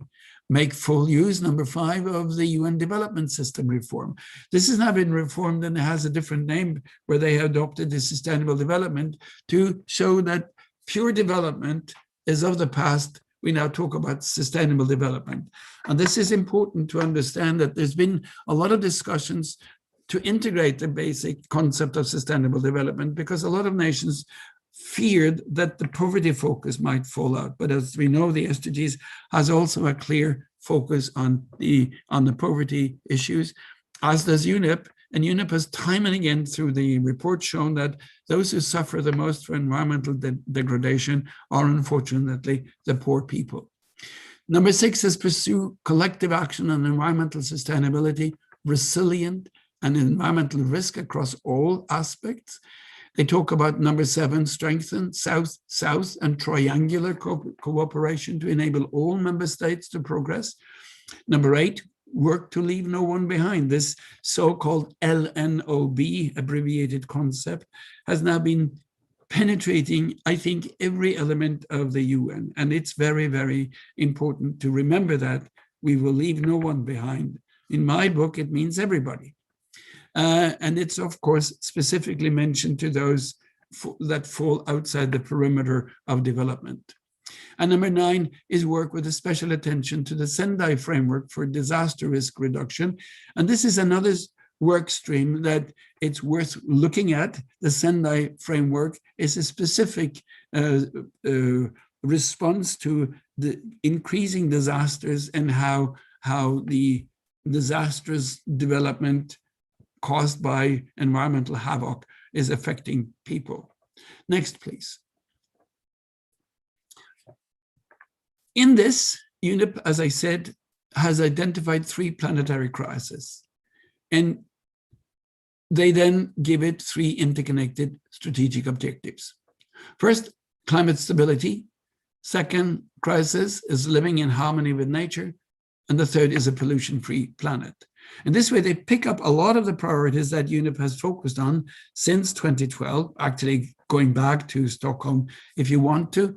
But this is the basic 3 crises that are going to be addressed. And the next, please. Then they have 7 sub-programs under these 3 areas, 3 interconnected areas of action: climate, nature, and chemical pollution. Then they have 2 foundational sub-programs supporting this: science policy and environmental governance. Environmental governance is hugely important here. And then enabling programs, financing and economic transformation, and the digital transformation, enabling sub-program. Number 7 here is important, and it's evolving faster than we are able to really fathom, because the digital world is actually challenging us in more ways than one. Next, please. So they will employ a 3-pronged delivery approach throughout all of its 7 sub-programs: cutting-edge scientific advance in data collection and display, working with relevant partners from all walks of life, almost: science, industry, indigenous peoples, local communities, vulnerable groups, investor community, and other NGOs and policymakers, and across regions, countries, and subnational levels to strengthen effective environmental governance and rule of law. So governance and rule of law comes back, as do the regions. And remember what I said earlier, UNEP has 6 regions where we can find our role. Our organization fits into one of these regions. They have a regional office and they have an outreach policy. And we can take these overarching themes into our own country and into UNEP's region and actually say, we're here, what do you want us to do? We have resources in human capabilities and we understand the issues and we represent the people. And if you look at the mandate of UNEP, this is something they need. The people that are actually affected by all of this. Next, please. The 7 sub-programs will support, accelerate, and scale up a shift to sustainable consumption and production patterns to achieve planetary sustainability. Remember that I said that production and consumption is a key issue for UNEP, and has been mandated to do this within the family of SDGs as well. So then it lists, what are we going to do? Transition to clean energy, resource efficiency, and circularity in use of energy, materials, and greenhouse gas sectors, including agriculture. And this is to reach 0 or low emission targets. Cleaner production with efficient circular process, deliver goods and services with reduced environmental degradation. This is circularity again.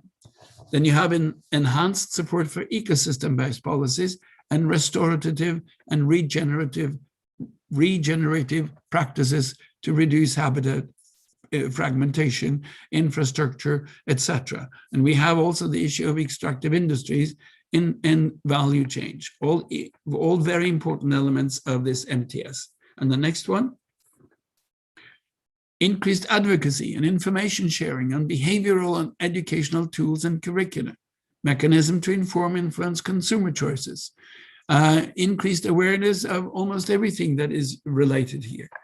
And the 5th area, promoting alignment of private finance, sustainability, responsibility, and net zero emissions to turn influence investment and production decisions.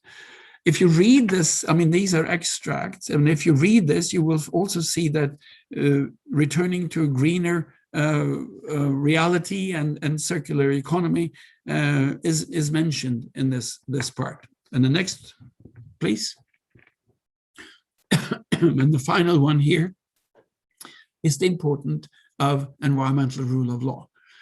It says very specifically, collaborating with the multilateral environment agreements will be central to all actions across UNEP sub-programs to secure stronger synergies and enhance impact. And this is where accountability participatory practices, transparency, and all these hugely important governance elements are raised. And the next slide, please. This is how the MTS can be modeled, and this is how UNEP visualizes this. All the elements that we've talked about are sort of fitted together here. And as you see, one line to the left, the light brown MEAs, the multilateral environmental agreements or the rule of law issues, you have the crisis, you have all these sub-programs interlinked. And I think this concept is quite good. So next, please.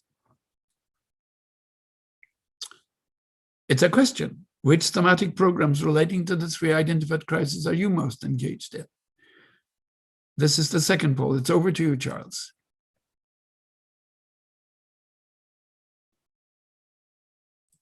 Thank you, Jan-Gustav. I will now share that. I will launch the polling, and as before, we will do this for about 1 minute. And I encourage everyone to take a look, and please share your contribution.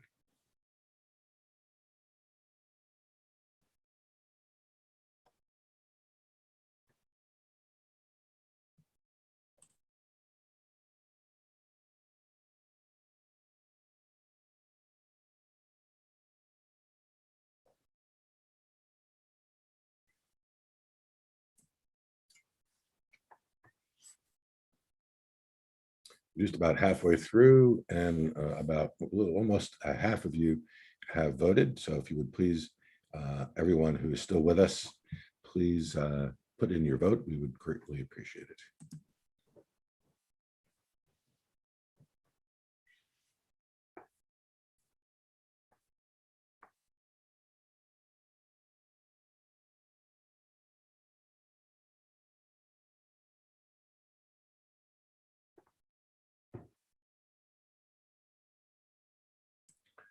Okay, well, thank you everyone for voting. I'll end and share. I hope you can now see the results. And from what you can see, climate action has a significant majority, 71% of you voted for that.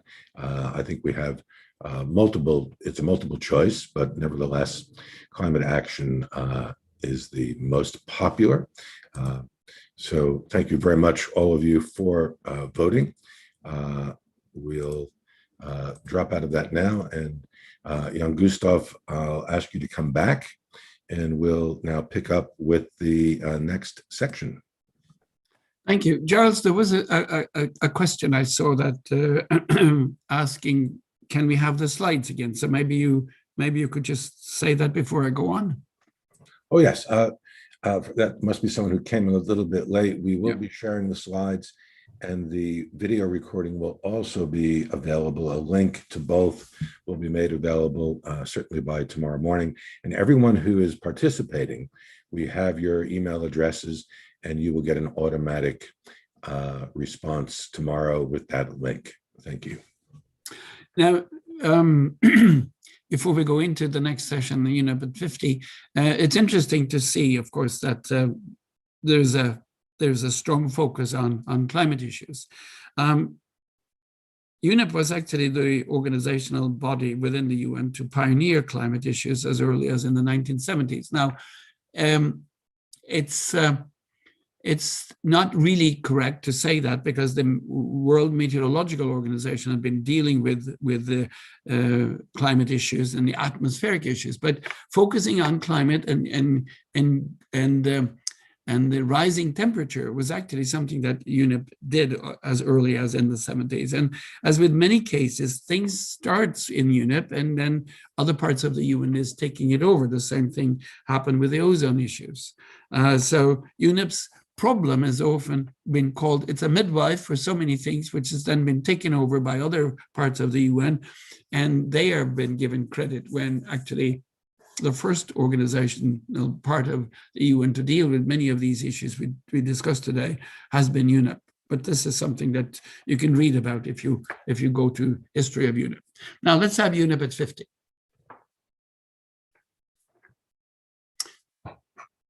the next slide. Yes. As it says, 50 years will have elapsed by 2022 since Stockholm 1972 conference and the birth of UNEP. UNEP at 50 will celebrate 50 years of environmental work. And these pictures are from the opening there. There were 2 heads of states only at the time to come to this summit. Today, we see hundreds of heads of state come, but the 2 heads of states that came was Indira Gandhi, pictured to the right in this slide, and of course, the Prime Minister of Sweden, Olof Palme himself. We'll see his picture a bit later. And the first Secretary General of UNEP and the head of the conference in Stockholm was Maurice Strong from Canada. He later also became the Secretary General of the 1992 UN Conference on Environment and Development, which produced Agenda 21. And a hugely important person influencing the UN environment issues in many, many ways. And of course, what's not on the picture is me, because I was also there as an intern. So now you all understand how old I am. Next picture, Charles. UNEP at 50's program has been subjected to a UNEA 5.1 decision. And we found an interesting illustration to this. Black and white picture is from the assembly in Stockholm in 1972, when the birth of UNEP was announced. The General Assembly itself established UNEP in a General Assembly resolution towards the end of 1971 and in 1972, and UNEP began working in 1973, first slightly in Geneva, and then it moved to Nairobi, as we all know. And it became the first, and unfortunately, except the regional offices, the only major office which is still in a developing country or the so-called third world. And of course, the colored picture is from UNEP's headquarters in the beautiful surroundings at Gigiri in Nairobi. And the decision made by UNEA 5.1 was to have a high-level meeting on March 3 and 4 to commemorate this. And we're looking forward to what this may entail. There's a program, and under the picture, there is a reference to where you can find the most detailed program, because it's long and it's commented, and I advise you all to see what UNEP is planning and is hoping for support to at this URL. You'll find it there. But some of the ideas are here as well. Focus on UNEP's core mandates: science, policy, interface, and international environmental governance. Interrelated with a possible UN high-level political meeting in Stockholm. The resolution now says that these 2 meetings, UNEP at 50 in March next year and Stockholm plus 50 in June next year, should be strengthening each other mutually. Environmental multilateralism will be there. There will be an interesting global assessment synthesis report in advance of UNEP 5. UNEP at 50 communication initiative is just about to be launched. An outreach plan will come, engagement of civil society in this process, and of course, solicit views for a new course for UNEP's future. There is an online request for that. We'll see that a bit later. So next please.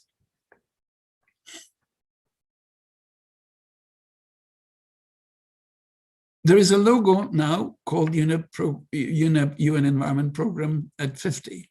And one of the most interesting things that I find is that UNEP has an ambitious program on flagship reports. And we see some of them here. The Frontiers Report for 2021, Geo6 for Business, Global Waste Management Outlook, Pollution Summary Report, and the Protected Planet Report. There's lots to see, lots to learn, and lots to get for free, because the UN provides this for free to anyone who's interested. The next, please.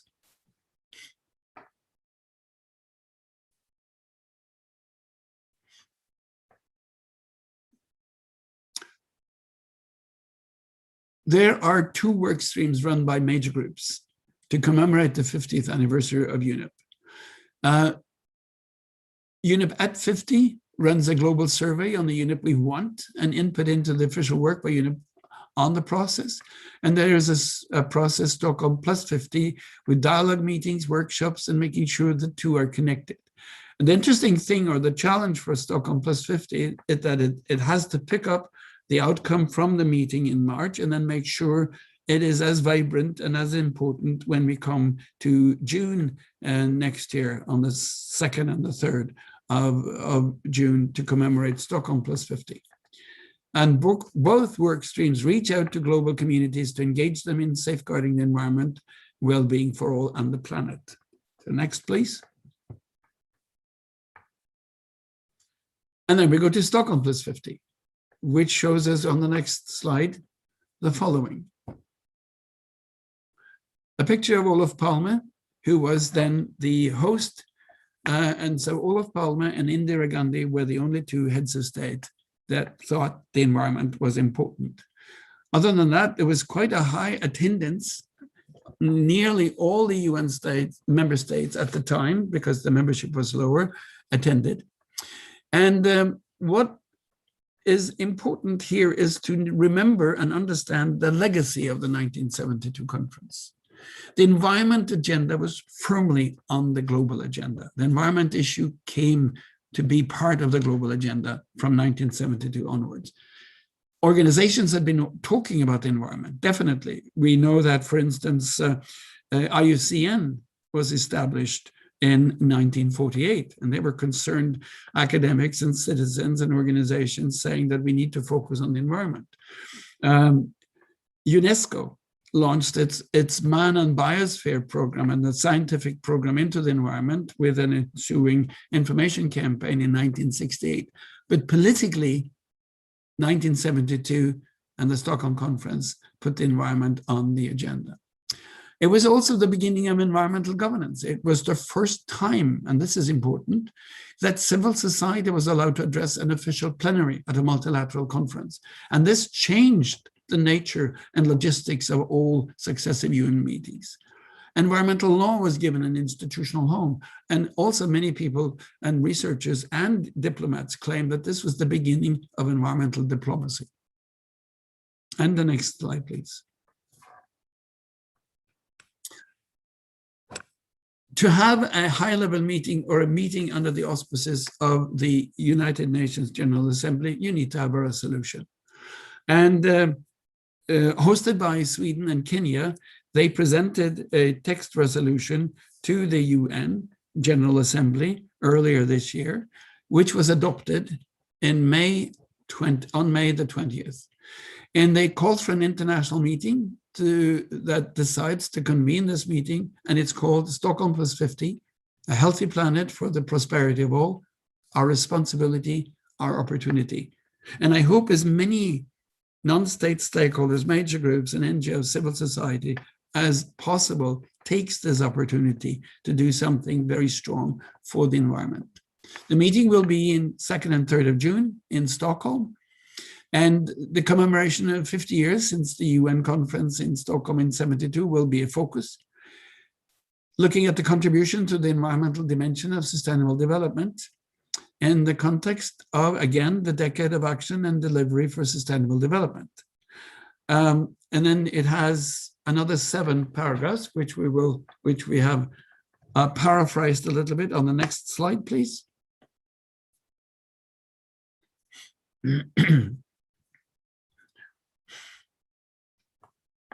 But slow in coming, but it will be eventually in front of our eyes. And there we see, the resolution says it should be mutually reinforcing with UNEP 50. It's financed through extra budgetary resources, lots of it coming from the Swedish government. Welcomes the generous offers by the government of Sweden to host the meeting, and it's supported by Kenya. The international meeting will result in a summary of discussions as an outcome document, requests UNEP to be the secretariat, invites UNEA 5.2 with the CPR and Bureau, including other UN bodies that are conducting relevant intergovernmental processes on the environment, of course, to provide input, and decides to consider before the end of the 75th session of the General Assembly a modalities resolution. Now, a modalities resolution will be then handed into the world or handed to the world by the end of August or the couple of few first days of September, because that's when the 76th session begins. I was a little bit personally disappointed by the fact that the outcome will be a discussion of a summary of discussions. I think we should do better than that and maybe have something much more forceful to say. But this may be an interesting meeting because it may be one of the large international conferences on the environment as an in-person meeting. And I do invite, I can't do that, I think, as a Scandinavian, even though I'm Norwegian and Stockholm is in Sweden, the capital of Sweden. It's a lovely place and it's a great place to work on the environment. And as you see, we have found a picture of Stockholm by night there. Next, please. There's already been a few meetings, and as you will see later, the civil society and the NGO community and major groups had a work stream called Stockholm Plus 50. And discussions have been rife, many issues have been discussed on what to do with Stockholm Plus 50. And of course, we could be, of course, commemorating UNEP. And I think it's important to understand and promote a legacy of Stockholm for future generations. There will be talk about the green transition, the Paris Agreement on climate, the 2030 agenda, consumption and production, redefining relationship to nature, environmental law, green recovery, role of nature-based solutions. And I know that the Swedish government is very keen on focusing on the role of youth today and for the future. Next slide, please. And this is when we come back to a pact for the environment, further developing the UNGA resolution 73333. Now, you may remember that before the break, we talked about this resolution and that there is a work stream that is supposed to hand a document to be decided on at UNEP at 50. This work is ongoing. And it has a number of meetings trying to put together this declaration. Now, as we're going to make sure that there is a mutual impact from these two meetings, there's no reason why we shouldn't take this declaration also into the Stockholm Plus 50 meeting. This is probably something that the governments will feel is a bit of a formal challenge, a procedural challenge, because if they end the declaration discussion with an adoption of a declaration on the 2nd or 3rd of March concerning the 7333, then they consider this to be finished. Why I'm saying that we should pick it up is that there are a number of organizations that think that we need to expand on this and be brave, and integrating ecocide issues would be an interesting element. And there's been suggestions by a number of countries, even at The Hague, where the International Court of Justice sits, to integrate ecocide as a crime against humanity principle. Several organizations, including academia, lawyers, talk about new approaches to environmental law, and they're specifically mentioning environmental rights and human rights to be combined to that.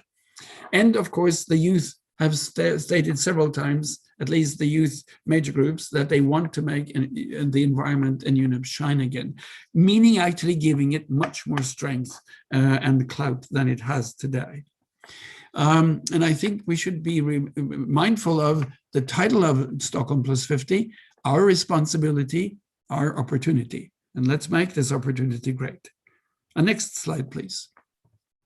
And here we have question and answer again.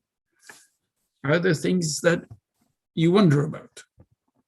Thank you, Jan-Gustav, for that informative session on UNEP at 50 and Stockholm Plus 50. Let's take a look at questions. Let me see. Would be a good place to start.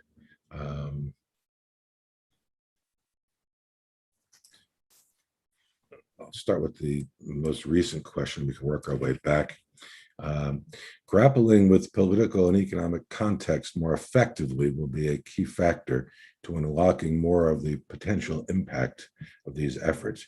How the actions being taken regarding this matter can be followed and evaluated. So how can the actions being taken be followed and evaluated? Well, this is actually a role that civil society, major groups have said it's theirs since the beginning of the UN, holding governments to account. Of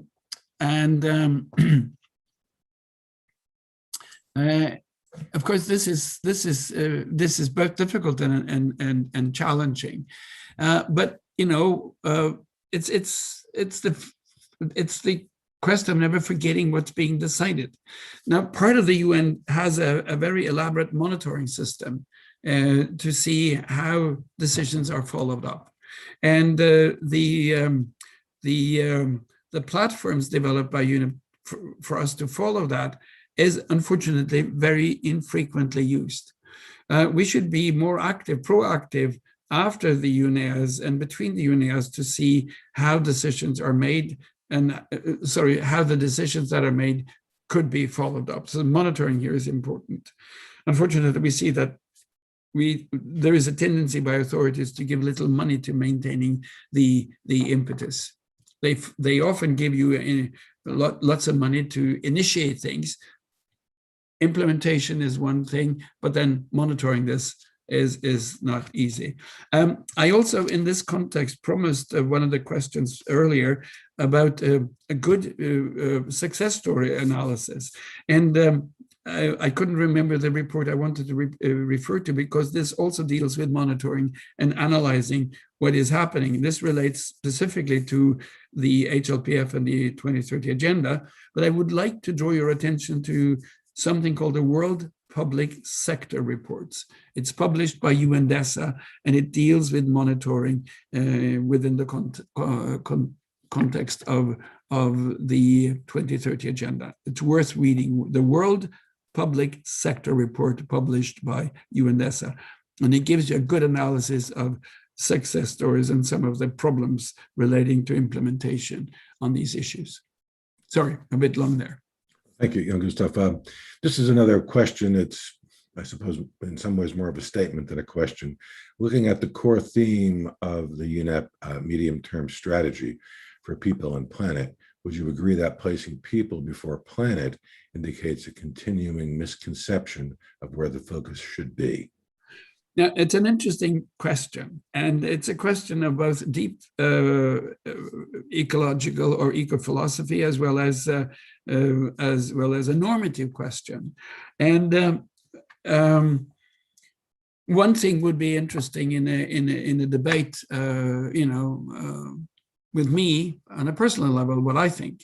But what does the member states think about this issue? And is there any development in how to understand people before the planet, or planet before the people? The outcome document from Rio+20, the future we want, actually says, like Winnie the Pooh, yes, please, both. It actually takes in both the issues without discussing it. At the beginning of the Future We Want report from the Rio+20 summit in 2012, it states that people will be before the planet and the environment.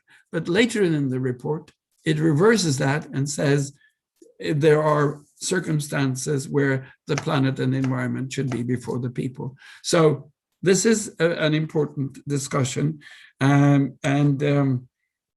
I think what happened at Rio and what happens later on is that there is a continual discussion and development of these themes. I have my own understanding of this, but as this is about UNEP and member states, I will refer that to a nice cup of coffee sometime and discuss it over a table with anyone who wants to talk to me about that. That's a very nice offer, Jan-Gustav. I'm sure many of our guests would take you up on that. We've got time for one more question. Well, let me say there's a question which I'll answer briefly and then take one more question for you. And this particular question is how the members of the United Nations Major Group and other stakeholders coordinating mechanism help in preparing or scrutinizing the VNRs from different countries, and will these be shared with the UN Major Group and other stakeholder coordinating mechanism? Now that's really that's an HLPF matter, specifically, and that's from our colleague Abdul Kayam. If you're on that mailing list, you will get notices directly from that group. They're very active at the moment, and I would say, and it's a Gwilym. What's Gwilym's last name again? He's one of the he's one of the coordinators at UNDESA. I'll put Gwilym's details in there, and that really is the place for you to be asking those questions. Jan-Gustav, you're welcome to make a comment on that. If you don't want to, we'll move on to another question. No, we can move on because you're right. VNRs are specifically the area for the high-level political forum. Yeah, and there are, lots of information on that question under UNDESA. And if you go on the HLPF website, there are lots of links and resources. That's the place to go. Last question then, with regard to Stockholm plus 50 and the Pact for the Environment, do you think that establishing the valuation of nature as an integral part of the global economic system could be an effective route to mainstreaming the protection of nature? Well, this is an element of the whole issue around ecosystem services.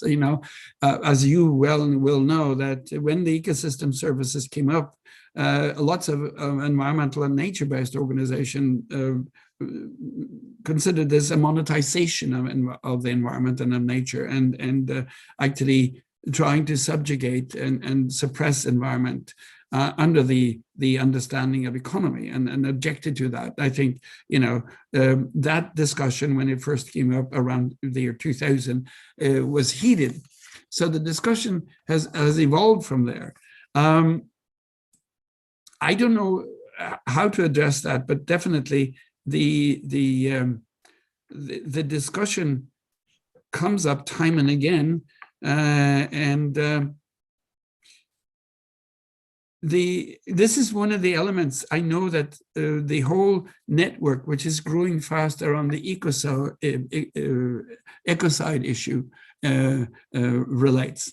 Why ecocide has come up is also because Olof Palme, the Prime Minister of Sweden in 1972, used that phrase concerning the Vietnam War, which resulted, and I was in the meeting room when he made that statement very critically of the UN warfare in Vietnam, and the American delegation got up and left the room when he was speaking.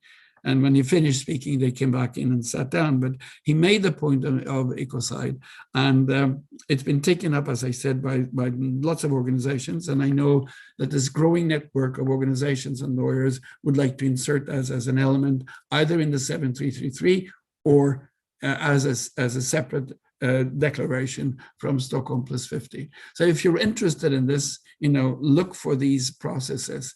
There is a growing interest around the issue, and there is a Portuguese organization network where we are also working, which is going to announce on the 16th of June ideas around the declaration that can challenge the official ones, and they will have a 2-day seminar in October. I think it's the 21st and the 22nd of October, where they would ask for input into a people's or citizens' declaration where these issues will be raised. So, follow up and be alert. It's the Foundation 2022 in Sweden that is also coordinating this. Thank you. Thank you, Jan-Gustav. I think now it's time to move on to the next section, which is session 5, our final session before the wrap-up. So, Jan-Gustav, you have the floor again, please. Thank you, Charles. So the session 5, towards UNEA 5.2 and opportunities for major groups and what to remember. Now, that may be an enigmatic statement, but we'll come back to that, because what to remember during the UNEAs in relation to the MTS and with a focus on 2022. So let's go into it. Next slide. Oops. There we go. This is an important group to be aware of because they're there to help you. This is the UNEP Civil Society Unit on the Governance Affairs Office with professional staff. There are interns and there are people who are employed, but on the right-hand side in the picture, you see Alexander Juras, who's the chief of the unit, and on the left-hand side, Isaiah Otienyu, who often signs the statements or the documents coming from the civil society unit. A very, very able body and willing to service and help civil society 24/7, I think. Next slide, please.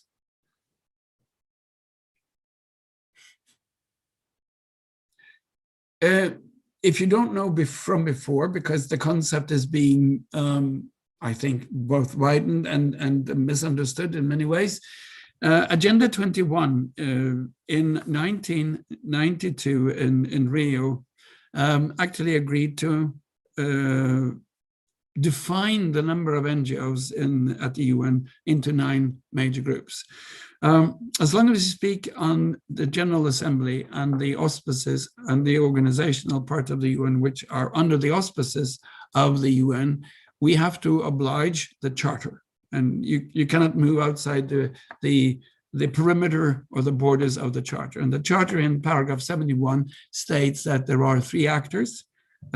These 3 actors at the UN are, as I mentioned earlier, of course, the member states, 193 now together, international, intergovernmental organizations, and I mentioned OECD as an example, regional banks are another one, and then NGOs.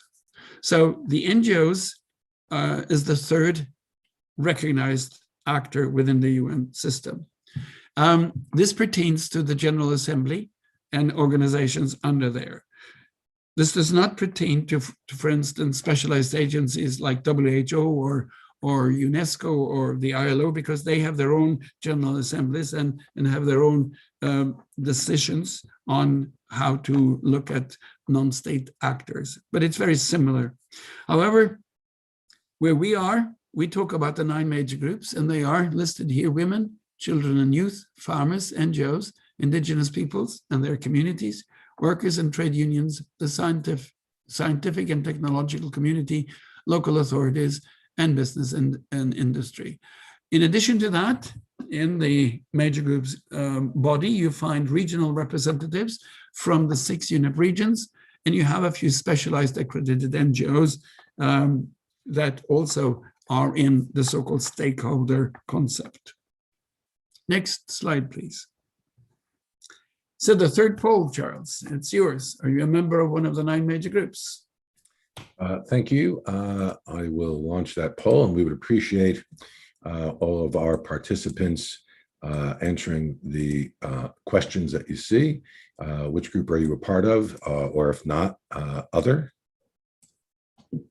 And as before, we'll take a minute for you to do so. One of the important reasons for asking this question is we are doing this webinar and future training sessions on behalf, or in cooperation, I should say, with the civil society unit of UNEP. And there's always a keen interest on their part to know who takes part in these organizations and which major groups they represent.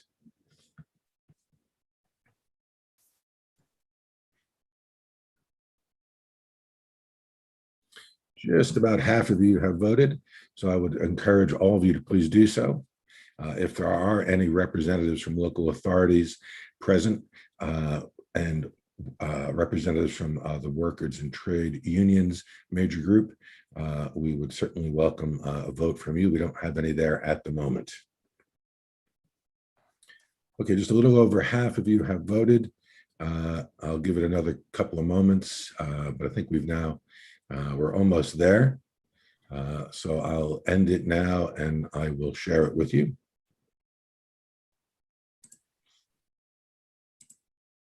So hopefully you can see the results, and overwhelmingly 63% of those participating today are from non-governmental organizations, and of course always welcome to be a part of us, and we'll share these results with you as well when we send information to all of you. So now I would suggest that we move on to the remaining part of session 5. Jan-Gustav, you have the floor. Thank you again. Now, of course, before I comment on this slide, just a comment on the major groups concept, because I understand that people can be confused, and a UN nerd like me think these solutions that member state and secretariats come up are very, very interesting, because sometimes they actually manage to find solutions which you at the beginning thought was unsolvable. Now, the reason behind the 9 major groups is that they wanted to have more active understanding of the thematic representation.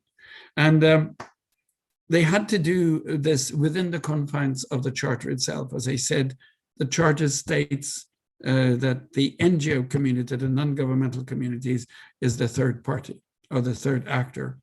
And of course, I said earlier also that business cannot be part of the UN. They cannot be accredited. And then I said, but a business can be accredited if it is a member of the World Business Council for Sustainable Development, or ICC, or different parts of a country's organizational system pertaining to business that is organized as a non-governmental organization. And bear with me, because I keep saying that all civil society organizations at the UN are an NGO, but not all NGOs are civil society. Now, a business organization, I take that as an example, is not of civil society, but it is an NGO if it's organized through the major group, through the Business Council for Sustainable Development. Likewise, a local authority is an authority.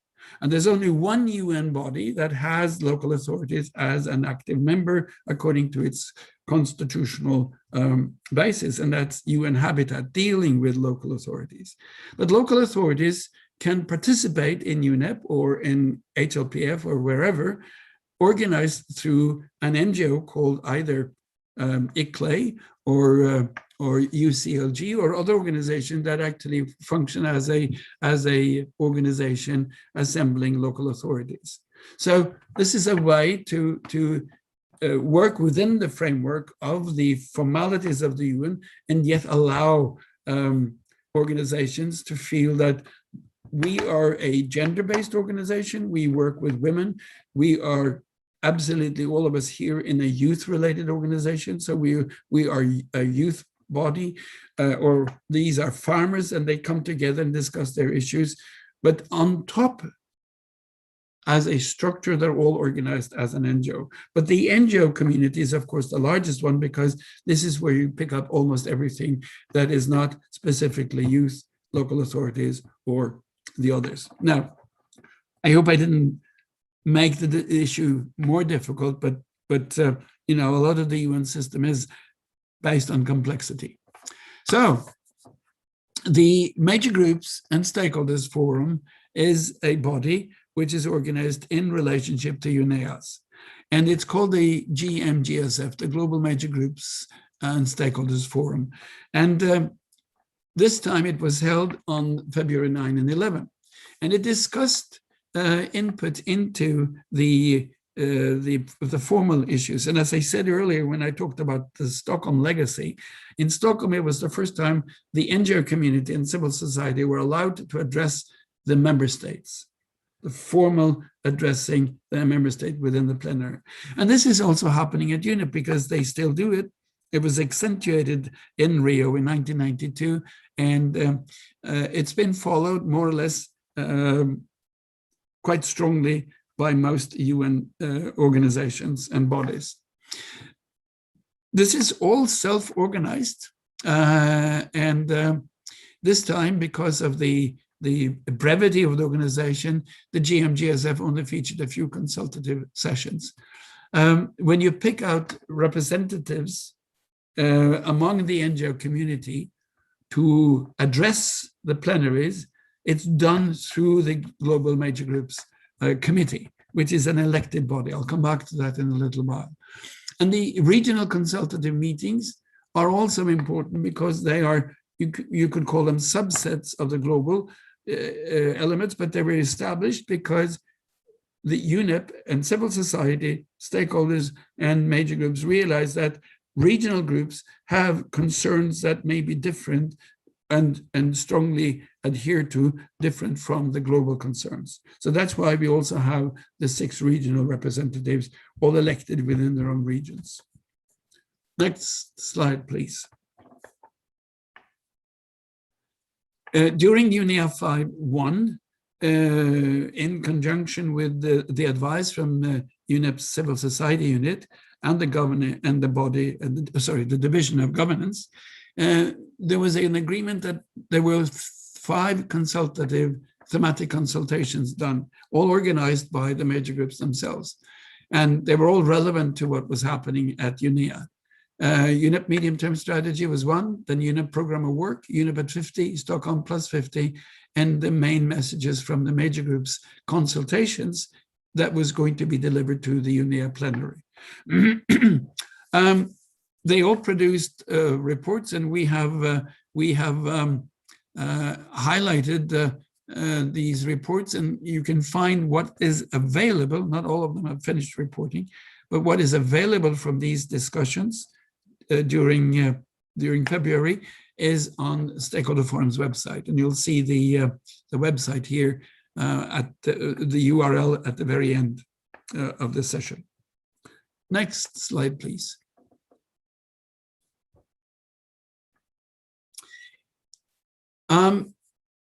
We run here a few slides that are almost generic in kind because we wanted to alert you to these issues.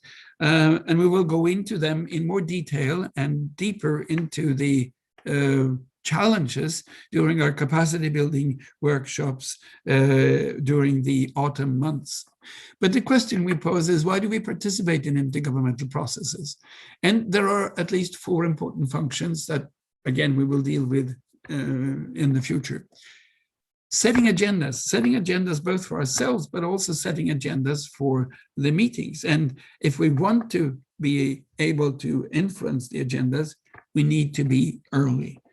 If you get to be accredited to UNEA 5.2 and you come there and you have a concern and you raise this concern the first day of UNEA, you're not going to be heard. If you have an idea and you want to have that discussed, you need to raise it immediately. And to do it now in June would be a good start. Negotiating outcomes, of course, we are doing that, and we do that when we talk to people, we talk to delegates, and we talk to our fellow members of the stakeholder communities. And the next point is very important: conferring legitimacy. How do we confirm legitimacy? Well, we do that because delegates who come from the capitals and delegates who come from the embassies are mindful of the fact that they represent governments. And governments have a constituency, and governments would like to say, I represent the people. Well, conferring legitimacy has always been important for the UN because they want to say that, you know, being honest and true to the preambular text in the UN Charter, it says, we, the peoples. Now, it is repeated time and again, and if you read the outcome report from Rio +20 from 2012, you will see that the report called The Future We Want begins and ends with a reference to civil society, a way of conferring legitimacy. And then there is a big chapter inside this report also on the major groups. And of course, implementing solutions. And unfortunately, I would say, have to say, after all my decades of experience with the NGO community and environmental work and the UN and UNEP, we tend to forget that we implement, or we should implement solutions. I'll come back to that in a little while. Let's have the next slide. please. To be heard and have an impact. This is what we want. Well, then we need to understand the themes. This sounds maybe like a superfluous comment, but believe me, a lot of the people who come are not prepared. It's kind of like once we get the exam at the university and we leave the university, we stop studying things. And we can't come to these international meetings, which I keep saying, these summits and these UNEAs, these are the exams of the UN. UNEA is the exam of the environmental policies.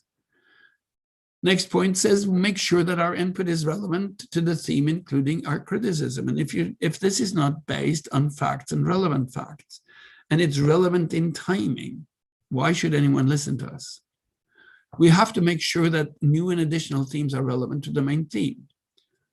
You can't come day one in a UNEA and say, well, I disagree with the agenda. And well, they would look at you and say, well, I'm sorry, but the agenda was decided on back in August or September. And we actually had an open hearing and we heard nothing from you. Then, of course, we need to have a strategy during and beyond UNEA. Why are we at the UNEA? What do we want to accomplish? Who do we talk to? What countries are a challenge? What country can we influence? And what countries are friends? And to be able to move inside the system, we need to understand how the UNEA system works. And that's why we began this session with a recap of the system itself, because when you know the system, when you understand bureaucracy, you can also influence it. It is possible. Next, please.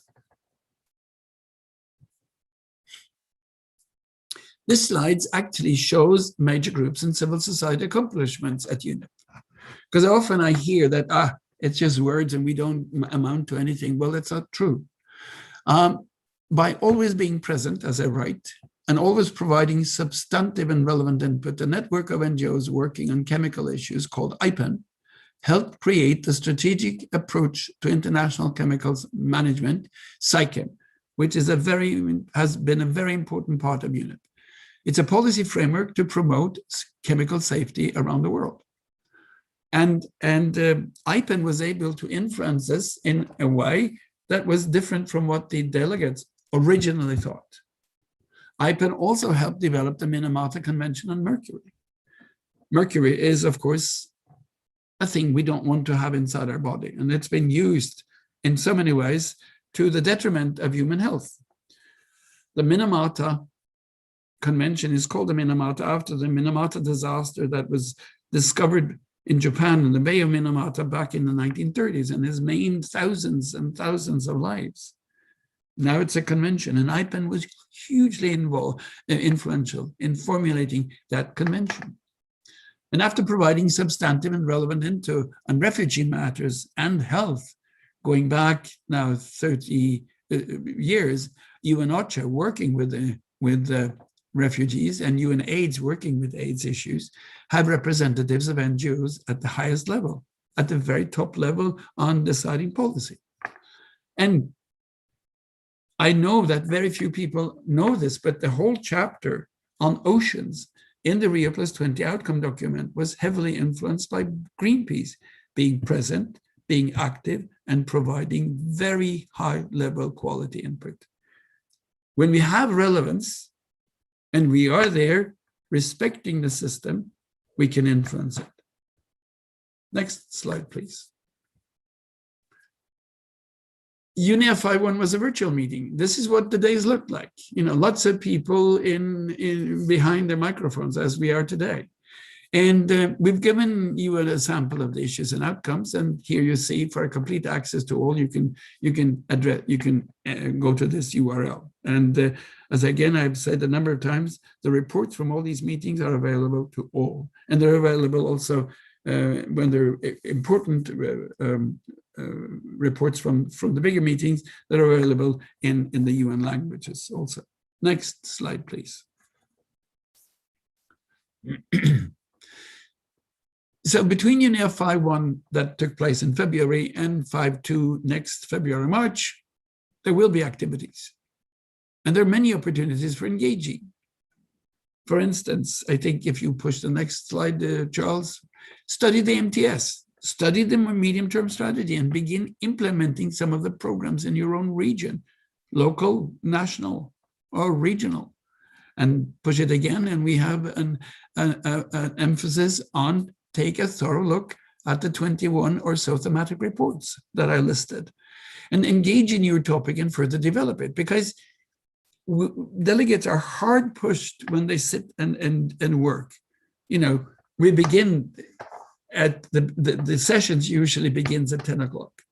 But when the delegates come to the sessions at 10, they've had regional meetings and national meetings. So they start their meeting session at 7. And the meeting doesn't end until the gavel goes down and the chair says meeting is adjourned. And that may happen at 6 o'clock or 7 or 9, or as I have been witnessing, usually the last 2 days, Thursdays and Fridays, the following morning.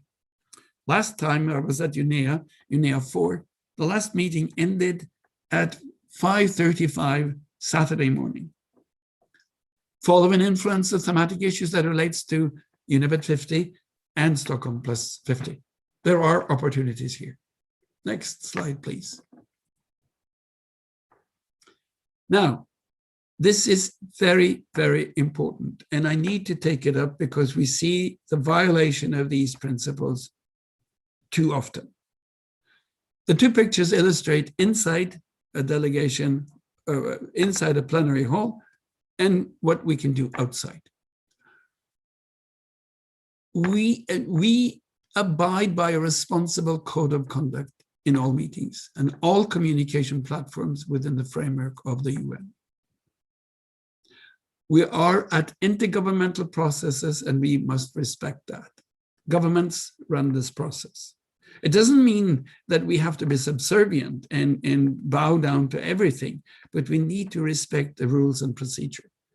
We play by the rules and procedure, and if we understand them, and they are key to influence, we become decision shapers and decision makers for we the peoples. This is when we are influential. Outside, as is shown here in the picture below, we can be creative. We just need permission from the security forces, but they will allow us to do many things to enlighten the issues, as is done here on climate negotiations.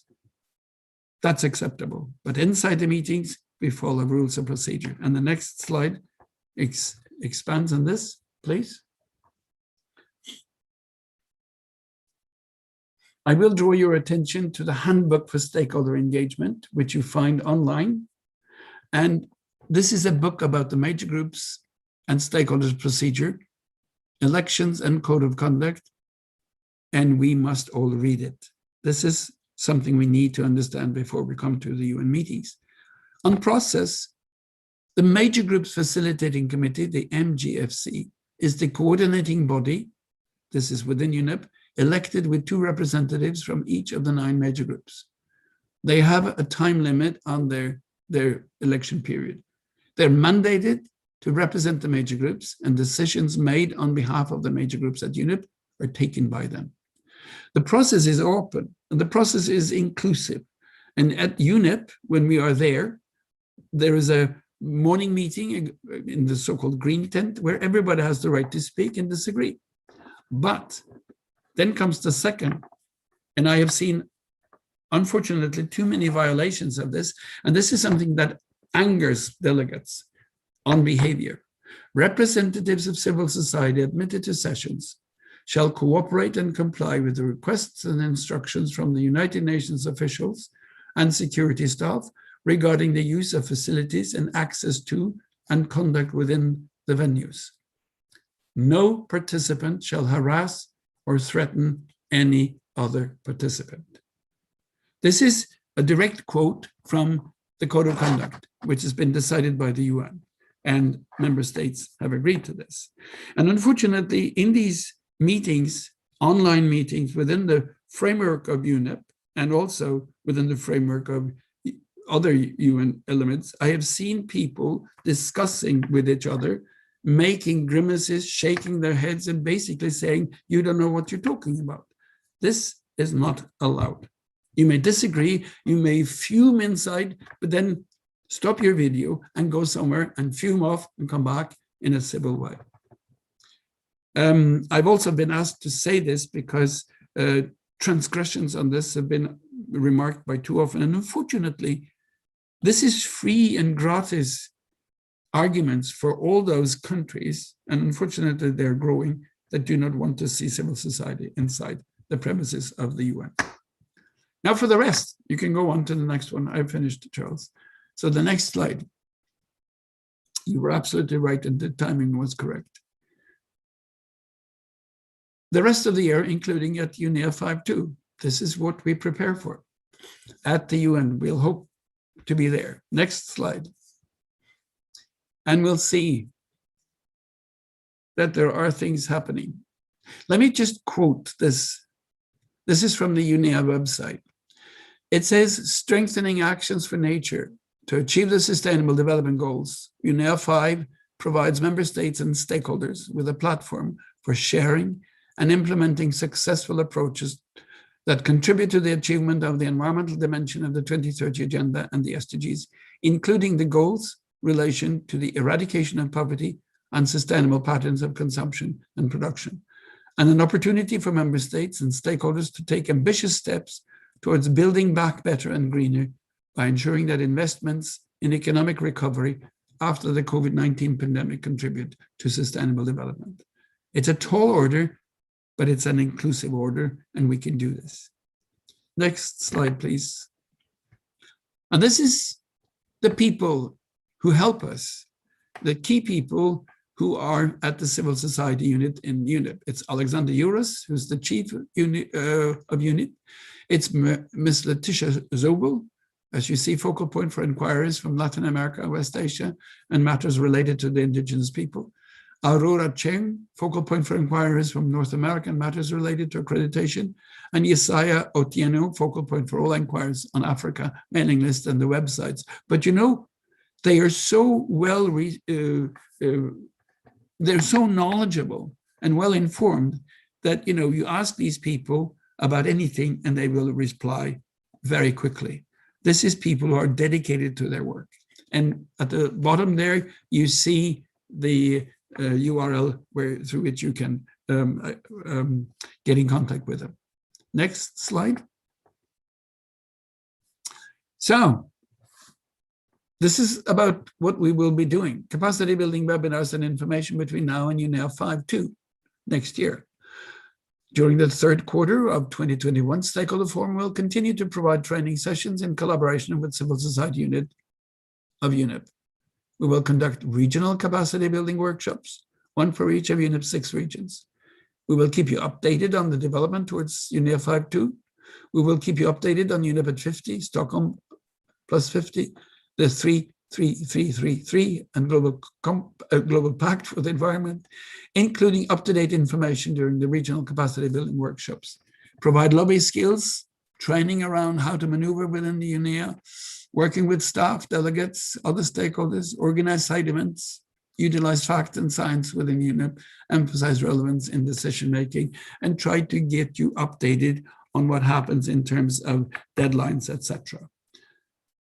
So after a summer holiday, this is what we will be doing beginning in September. Next slide. Thank you, Jan-Gustav. Well, and thank you to our guests. It concludes the session, so we do have our final question and answer period. So we certainly ask that you stick around with us for a few more minutes and also for the closing comments. We would like to have the questions in the Q&A box, please. I'll take a look as well to see what we have in the chat box, in case some questions did make their way into there. At the moment, I don't see any. There's one statement, Jan-Gustav, or a question and a statement. What is the importance of nature conditions over government transparency reports? If our social civil organization, in this case in Mexico, depends on Mexican government recognition and transparency reports, then we are out of possibilities to take part of real environmental protection actions and programs. So I think the implication here is that there isn't confidence that national governments would necessarily be providing accurate information. However, one would like to assume that UNEP and other UN bodies would be good sources for that. I will not judge any government. I will do so with my own government when I have to in policy meetings here, but I will not put myself into that position when it comes to other governments. What I would like to say, though, and that is reflecting on what you said, Charles, is that I find the UN reports, which I have read and cherished since I began working with the UN system and UN issues, which was back in the late 60s, that they are reliable and they are trustworthy. And when they are scientific reports, they are actually based on the up-to-date science. Just think of the IPCC reports. This is a synthesis report that is produced by more than 3,000 scientists in almost close to 190 countries. So the reliability of these reports, all of the UN reports, is very, very high. And I think that I have found reports at the UN that even contradict something which my government has been claiming within the environmental context. And thankfully, I live in a very transparent and democratic country. And when we have raised this with our government, they have quickly changed their position on this. I know that many organizations use UN documents because of the reliability and also because of its neutrality, because this is a representative. They often use scientists from all over the world to put these things together. The SDG report, the GSDR, the Global Sustainable Development Report, which I referred to very early, is, for instance, composed of 17 independent scientists. And I remember the question was asked in 2018 at HLPF, when they were announcing the report and they were publishing it lately. There was a question asked, will you now, because already some of the parts reports that came out as later would be integrated into the GSDR, the question was asked to the scientists, governments have already started to say that they disagree with you. Are you going to succumb to the government pressure here? And the scientists said, no, we are an independent body with a mandate from the United Nations, approved by the member states, and we will write what science directs us to say. So it's a very strong integrity also on part of these reports. Thank you, Jan-Gustav. There are no more questions at the moment, and we did promise our guests that we would wrap up half past the hour. So I'd like to give you the opportunity, Jan-Gustav, to say some final comments or anything else that you'd like to contribute before we wrap up. Well, I see that there is a reference here also to the VNR as an important monitoring and accountability tool for the implementation of the SDGs. And one was in Kibrit says MGS should consider organizing a dedicated event at UNEA on VNR engagement. A lot of non-state actors are producing shadow reports on implementation of the SDGs. And this is something that we could probably say would be interesting. How about different NGOs would be developing and writing shadow reports on the MTS, the medium-term strategy. Just remember that the MTS is now valid until 2025, so you don't have to go home and start writing a shadow report, but monitor what's happening in your region and then have that as a side event presentation in 2024 when they start developing the new one. That would be fantastic. Great, thank you. How can I just want to say that it's an honor to work with all of you guys who have wanted to listen to us for a good 2.5 hours. And I'm always asked, because I guess because of my age right now, and I've been around for a while, that if I see any optimistic development in what we're dealing with. And when I address students, which I often do, they ask me and they look me straight in the eye and by implying, don't fool us around, be honest. And I am optimistic also by nature. But one of my best examples is this one. When I was inspired to deal with environment and felt in my heart and my soul that I had to do this for the rest of my life, was after having read Rachel Carson's book Silent Spring, which was published in 1962. And she was alone. I mean, she was harassed by male colleagues. She was chastised by big companies in the world when she wrote this book. And I'm saying, look, back in 1962, she was a lone person warning us about the environmental challenges and hazards. She was a lone voice. Today, there are millions of us wanting the same. And going from 1 to millions and tens of millions is proof of progress in the right way. I would also say that I'm a historian as well as an environmental scientist. But as a historian, I put a perspective on the development, and I would say, as a historian, we've come a long way in a very short period of time. But as an environmentalist, we haven't come far enough.